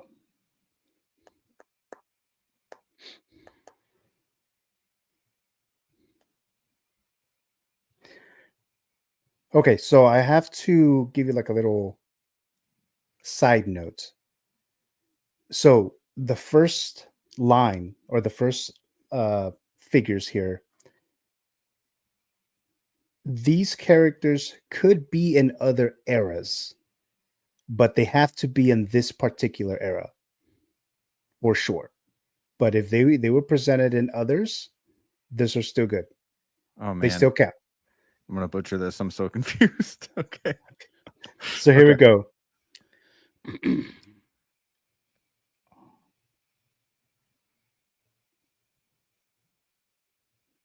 Okay, 1/6 scale, 1980s character figures, Hot Toys only, starting now. The T800 Hot Toys battle damage. Hot Toys Xenomorph from Alien. Alien. Hot Toys T800 clean. Hot Toys Luke Skywalker Empire Strikes Back. Hot Toys T1000. Hot Toys Indiana Jones from Raiders of the Lost Ark. Hot Toys Darth Vader from the A New Hope. Hot Toys Leia and Wicket for Return of the Jedi. Hot Toys Yoda from Empire Strikes Back. Hot Toys Han Solo from Return of the Jedi Endor, which is going to be coming out. Okay, point's going to go to Adam. Good round.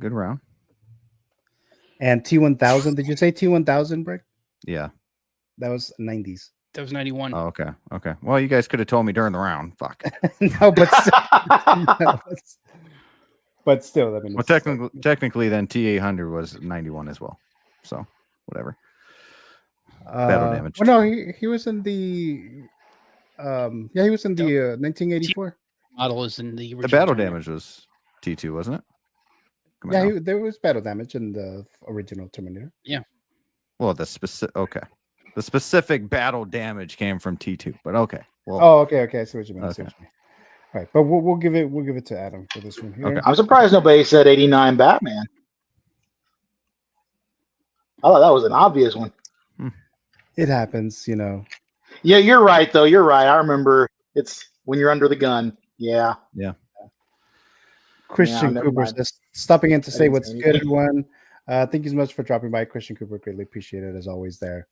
All right. I realized I had to clarify myself when I initially said Xenomorph, Alien, and then I realized, no, that's 1979. So I just say Aliens, which because that was 86. All right. So are we ready for round 2? Yep. Ready. So then Adam will begin this one. All right, here we go. I'll make sure I'm ready here for the sound effects. Wait, where is it? Oh, here it is. 45 seconds. Here we go. 1/6 scale figures Spider-Man, Peter Parker, or Miles Morales only? Hot Toys. Hot Toys, Spider-Man, No Way Home, red and blue suit. Hot Toys, Peter Parker, advanced suit from the video game. Hot Toys, Spider-Man integrated suit from No Way Home. Spider-Man homemade suit. Hot Toys, Spider-Man, Tobey Maguire from No Way Home. Spider-Man, Andrew Garfield, 2.0 from Amazing Spider-Man. Hot Toys, Spider-Man, black suit from Spider-Man 2 video game. Hot Toys, Miles Morales from Into the Spider-Verse. Hot Toys, Spider-Man Homecoming suit. Okay. What was the last one you said, Adam? Spider-Man Homecoming. Which one is that? Is there only one? No, there's multiple because of the homemade suit that I said. That one, probably. So that's got to be Brick. I was thinking of the one with the yellow jacket, but okay, I'll give. Oh, the campus or whatever. Yeah, I couldn't think of the that's name a figure that I wish I had. All right, so Brick gets the point. That's so hard to do on the spot, man. Like, I know a million Spider-Man figures, and he would pick mine. I'm like, oh, I don't know. Jose saying, "Don't worry, I won't fact check this game." That's when we really want you to fact check, Jose. But thank you, though. All right, round 3, Brick begins. All right, here we go. 45 seconds still, right? 45 seconds. Okay. All right, let's see. What did I pick for round 3? Okay. All right. You guys do try to be as specific as possible. Okay. Because it might get a little, I'm trying to think of a good word here, but never mind. Messy. There you go. So try to be as specific as you can here. Here we go. Okay, so let's make sure that the sound effects are good to go because I know I messed that one before. Okay, where is it? Here you go. Here we go. Brick begins. 1/6 scale exclusive figures, including Artisan 2023 and 2024 only. Hot Toys. Starting now. Artisan God Loki. Hot Toys, Deadpool exclusive with the golden guns. Sideshow exclusive. Artisan Scarlet Witch. Artisan Jack Sparrow. Hot Toys. Artisan Black Widow. Artisan Luke Skywalker Dark Empire. Artisan. Oh my gosh, which one have we not said yet? You know what? I'm gonna go with the Miles G. Morales exclusive for Sideshow with the eyes. Artisan Imposter Joker. Ooh, Artisan Joker. Artisan. Okay. I didn't pick up any issues. Jose, shut up. Just kidding. Okay, so the point's gonna go to Brick. So 2 Brick, Adam 1. All right, moving on to round 4. Adam will begin. All right, here we go. Round 4.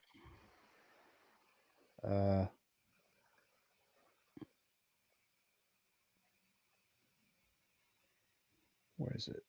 Oh, here we go. I keep losing it. All right, here we go. So, Adam, you begin.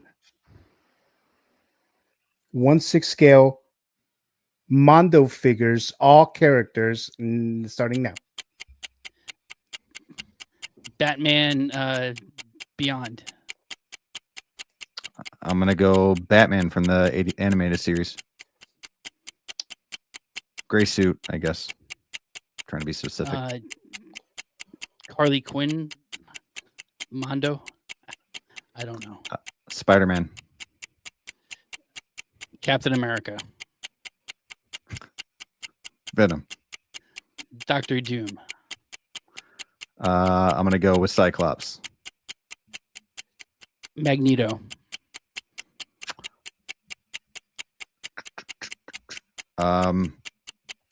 Rogue. Gambit. Okay. I don't think there was I have a no idea if I'm Captain ready to any of America, those. No, there's no Captain America. and I don't think there was a Doctor Doom. Right. See, I thought I heard you say Doctor Doom. I was like, wait, no, what? So now I can't interrupt you guys because it's going to affect the whole thing. Because when I Sure. first started this game, I was thinking of doing that, but I think it would get messy if I tried to like interrupt. So I just have to play it through. Now, what I'm planning on changing later, which will be hard on my part, and that's why I haven't done it, is that when you say the figures each round, I'll give you a point for each correct, accurate figure.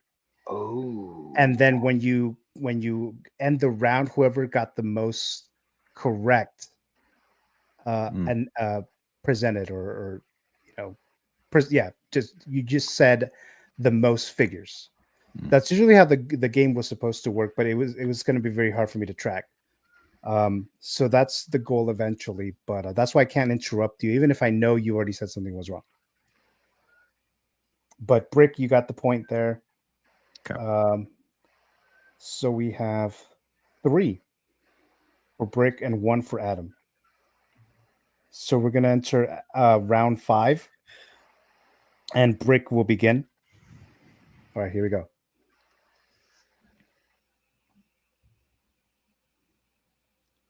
Where is it? Here we go. Here we go.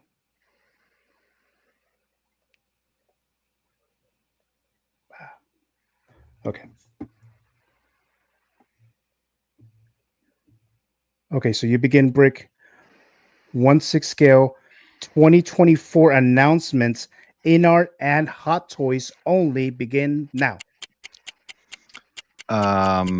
Walking Phoenix, Artisan, Joker. Hot Toys, Han Solo, Endor. Artisan, Jack Sparrow. Hot Toys, Chewbacca, and C-3PO from Empire Strikes Back. Hot Toys, Batman Returns. 2.0. Hot Toys, Wolverine from Deadpool Wolverine.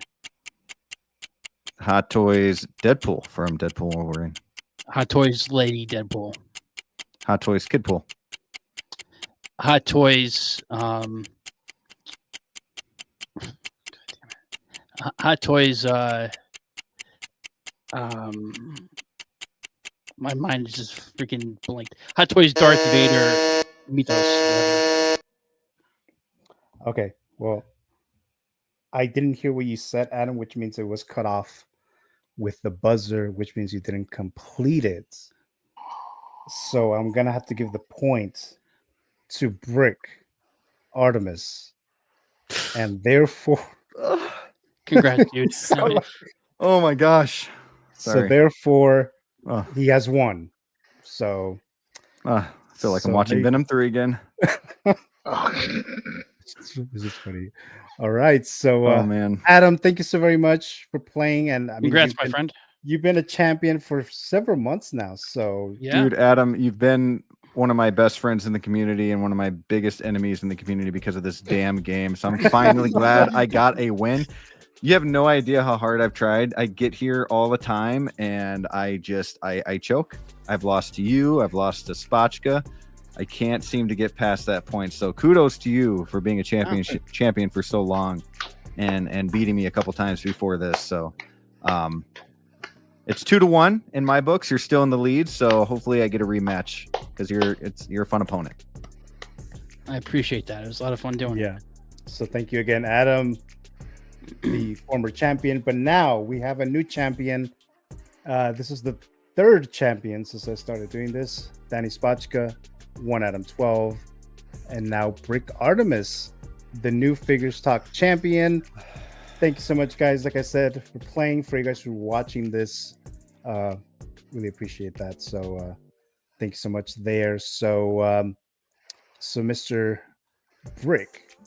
So I've had this because I mean you've played this before, but sure. Yeah, so there you go. So we have Brick, the new champion. Oh, I got the belt. The new champion. I got the belt. So can I make that my profile picture now? Sure, of course. I'll send you the the image got the of belt. Let's So go. now, whenever there's a championship, I make the belt image, right? Because I've had one for all the other ones. Because I've made this for you, Brick, because you've been in the championship a couple times. So I made this a while ago. And I always choke, man. No, it's cool. But, I'm gonna put the Santa Claus hat on this one right here. So I got the Santa Claus hat and the belt. Nice. Look cool. Okay. Jose saying, wait, can I still fact check something? Real quick? No. He's like, just kidding. Congrats. But remember this: now that you're the champion, they're all gunning for you. Oh man, I feel the eyes on me already. Jose's like, I'm in. He's coming for me. Adam's coming back for me. X-Man's over here like, yeah, you know what? Screw that 0 bar. We're gonna fight. That's funny. But hey, Gio. So it's Batman. I'm assuming Superman to his left. I'm assuming because he's a guy with a cape and hair. Who's that supposed to be on the right? Oh, you talk about the silhouette. Ah. We have Iron Man on the left. Oh, okay. We have Batman in the center, and we have Luke Skywalker. Oh, it's Luke. Oh, it's not a cape; it's his cloak. Okay. Yeah, correct. Okay, that's awesome. One of each. That's cool. Marvel, DC, and I like that. Right. So I wanted to include the main three. Exactly. Exactly. That's really dope. So there you go. The new figure stock champion, Mr. Brick Artemis. So there you go there. Very cool. All right. So now, yeah, there's still plenty of you guys. So I'm gonna do the giveaway. Either a Sideshow $25 gift card, and the panel, you guys are eligible too. Okay, hold on. So $25 gift card to Sideshow, or if you prefer, Amazon.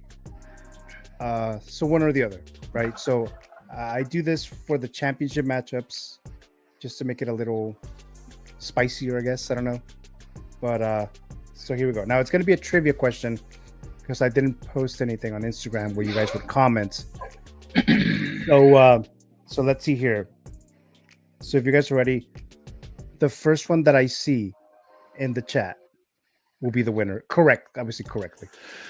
So I know this is not a perfect system, but this is the only way that I can really do it. But just try to be as fast as you can here, okay? So here we go. Let me try to find the question now. Wait, where is it? Okay, here we go. In what year did Thor: The Dark World release in theaters in North America, US, Canada, whatever? What year? Adam got totally guessed. I totally guessed. Adam got it. Okay. 2013. So there you go, Adam. So you won. You won. The giveaway. I'll take the gift card. You can have the You can have the championship. So just let me know which one you want later on, Adam, if you want the Sideshow or the Amazon. Awesome. Real people do win on the movie canon show. That is definitely true. Brick said it was 2009, so he was way off on that. Yes. I mean, 4 years isn't way off. No. Expensive. Well, easy way Are to we the only remember three who guessed? Is 2012 was the year the Avengers came out, and this was the Once I saw your year, because I literally clicked 09 right when yours went up, and when you said 2013, I was like, yeah, that makes way more sense. So I just first year that came to me, I wasn't even thinking. I was like 2009, whatever. If I'm right, cool. Yeah. So that was the giveaway. Okay, so now, guys, it's up to you at this point if you want to do this or not. If you think it's too late, that's perfectly fine. I'll save it for the next stream. So I do have 4 more of those figure price right. If you guys want to do them real quick, we can do them. If not, we'll save them. So I have to get going just because my wife is messaging me here that we have to make the bed. Oh, sure. No problem at all. So we'll save it for next time there. But is that what we call it? Nothing that exciting. You won the gift card. I got the belt, and you won the night, my friend. Apparently, so we'll make that bet, sir. There you go. There you go. But yeah, again, thank you guys for playing all the games here tonight, for joining me on this live stream Figures Talk episode 30. So let's go ahead and show your plug your channels and stuff like that. So let's start with One Adam 12. So I know you did a video of a review of the Thrawn figure.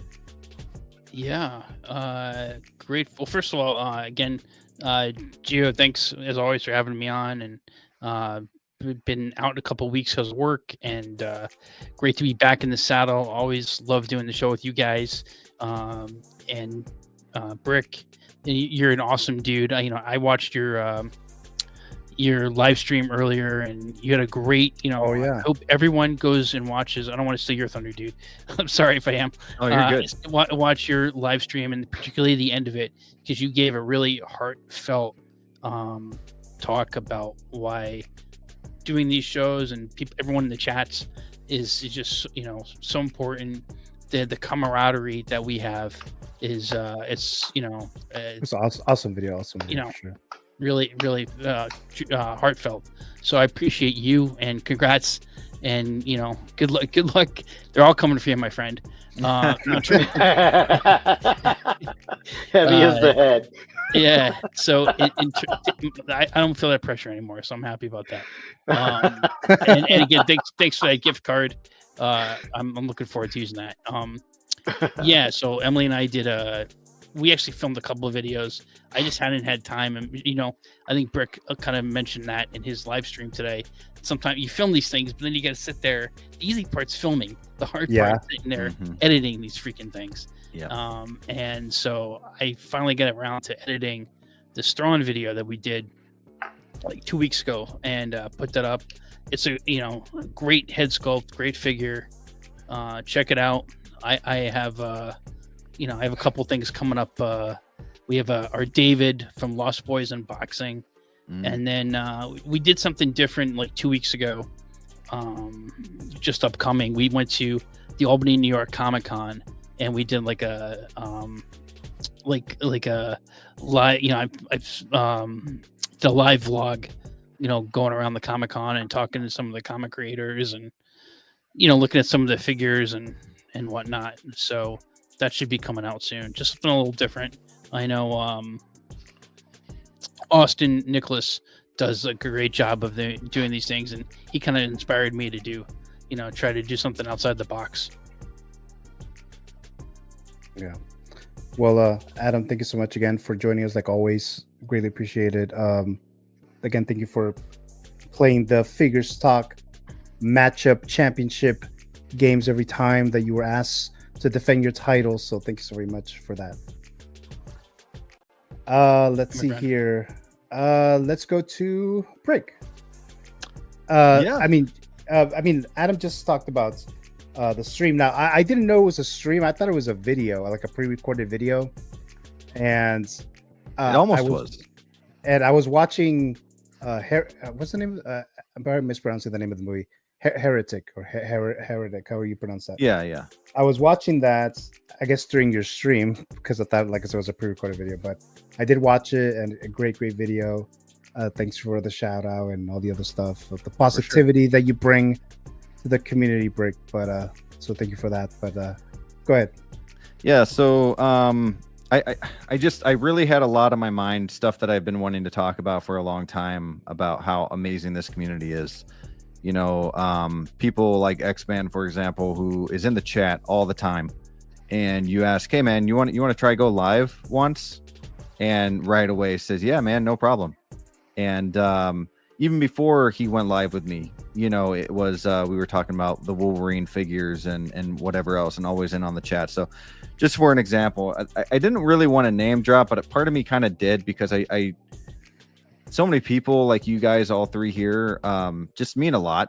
And, you know, so I wanted to put names out, but I know there's probably a few names that I didn't say. And to those people, I apologize. Just know, like, the whole community as a whole, it's quite the amazing community, I guess, lack for a better way of saying that. But yeah, man, just I got a few videos planned out. I did the live stream where I did the top 5 announcements from Hot Toys that I'm most thankful for, because, you know, Thanksgiving month. And yeah, finished off that stream by just saying thankful to everybody in the community. So yeah, thank you guys, and thank you for having me on the show. Thank you for giving me a chance to win once, you know, fight for that championship once again. And yeah, thank you for literally everything, you know. So I also did a video on Mondo. I'm really getting the Mondo figures, which really helped me that there was a Mondo round, thank God. So I so I've been doing a lot of studying on that, so that really helped. So just, man, I can't wait. So I got a video on that. I'll probably do more outside of just Hot Toys. I'll probably start doing some Mondo stuff too, because I'm really getting into that. But more videos to come. I have a very, very, very, very, very cool, unique video that I'm really excited for. I'll tell you guys right after the stream. But yeah, I'm stoked for this one coming up.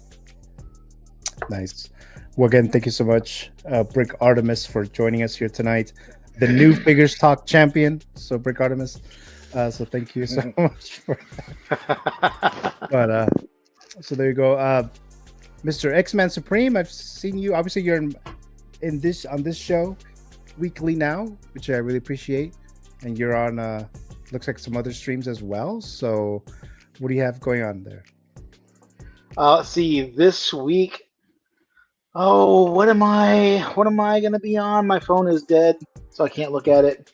But I'm gonna be putting up info on a stream I'm gonna be on Tuesday, I believe, or Thursday. Tuesday or Thursday, one of the 2 days. More info to come. But Brick and I will be having a zero bar. We'll figure out when that's gonna happen. Not today, because I don't have any right now, but maybe tomorrow, maybe sometime this week, we'll see. But I'm gonna be spending a lot of time this week watching this over and over again, since I finally got the steel book in. So that's gonna be a lot of fun. Yeah, and tonight I'm gonna wrap up the Penguin. It's gonna be great. Oh, that's right. Yep. Yeah. Yep. We're gonna see how it all falls, how it all shakes out. Yeah. Oh, it's gonna be something. Ooh, look at that zero bar, looking like a diet friggin' fruit roll up or something.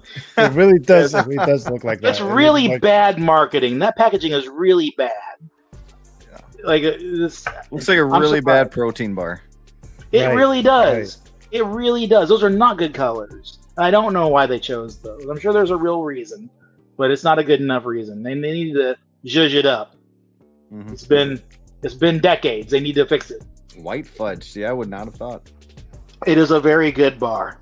Oh my goodness, it is so good. But yeah, that's it for me, man. Just hanging out, smoking cigars with my nephew. He got into cigars recently. He's 40. What is he, like 12? Okay. My brother is insanely older than I am. So. Oh, okay. So my nephew is really, he feels more like a cousin, honestly. Yeah. But yeah, man, that's pretty much my week, getting ready for these mono cases to come in whenever that happens. You know, they haven't shipped them out just yet, but whenever they show up, we'll see how that goes. And yeah. Well, like always, Dave, X-Man Supreme, thank you so very much for joining us here tonight. Like always, really appreciate it. I appreciate all you guys' time to be on here. I really do appreciate that. And for everyone who watched this live from the beginning to end, which I know there's quite a few of you, I really do appreciate that. And if you're watching in the replay, of course, I appreciate that as well. But and then happy birthday to Mary Gusty. Her birthday's tomorrow, so thank you for watching. Happy birthday, Mary. Tomorrow there. And I think that's it, guys. I do plan on do Figure Stock next Sunday, and the Met Report, I am planning on bringing that back on Saturday, the 16th, I believe. And I do have some other plans, Christmas segments for the month of December. So keep an eye out for that. And that's it, guys. So thank you so very much. Have a good night, and I'll see you guys next time.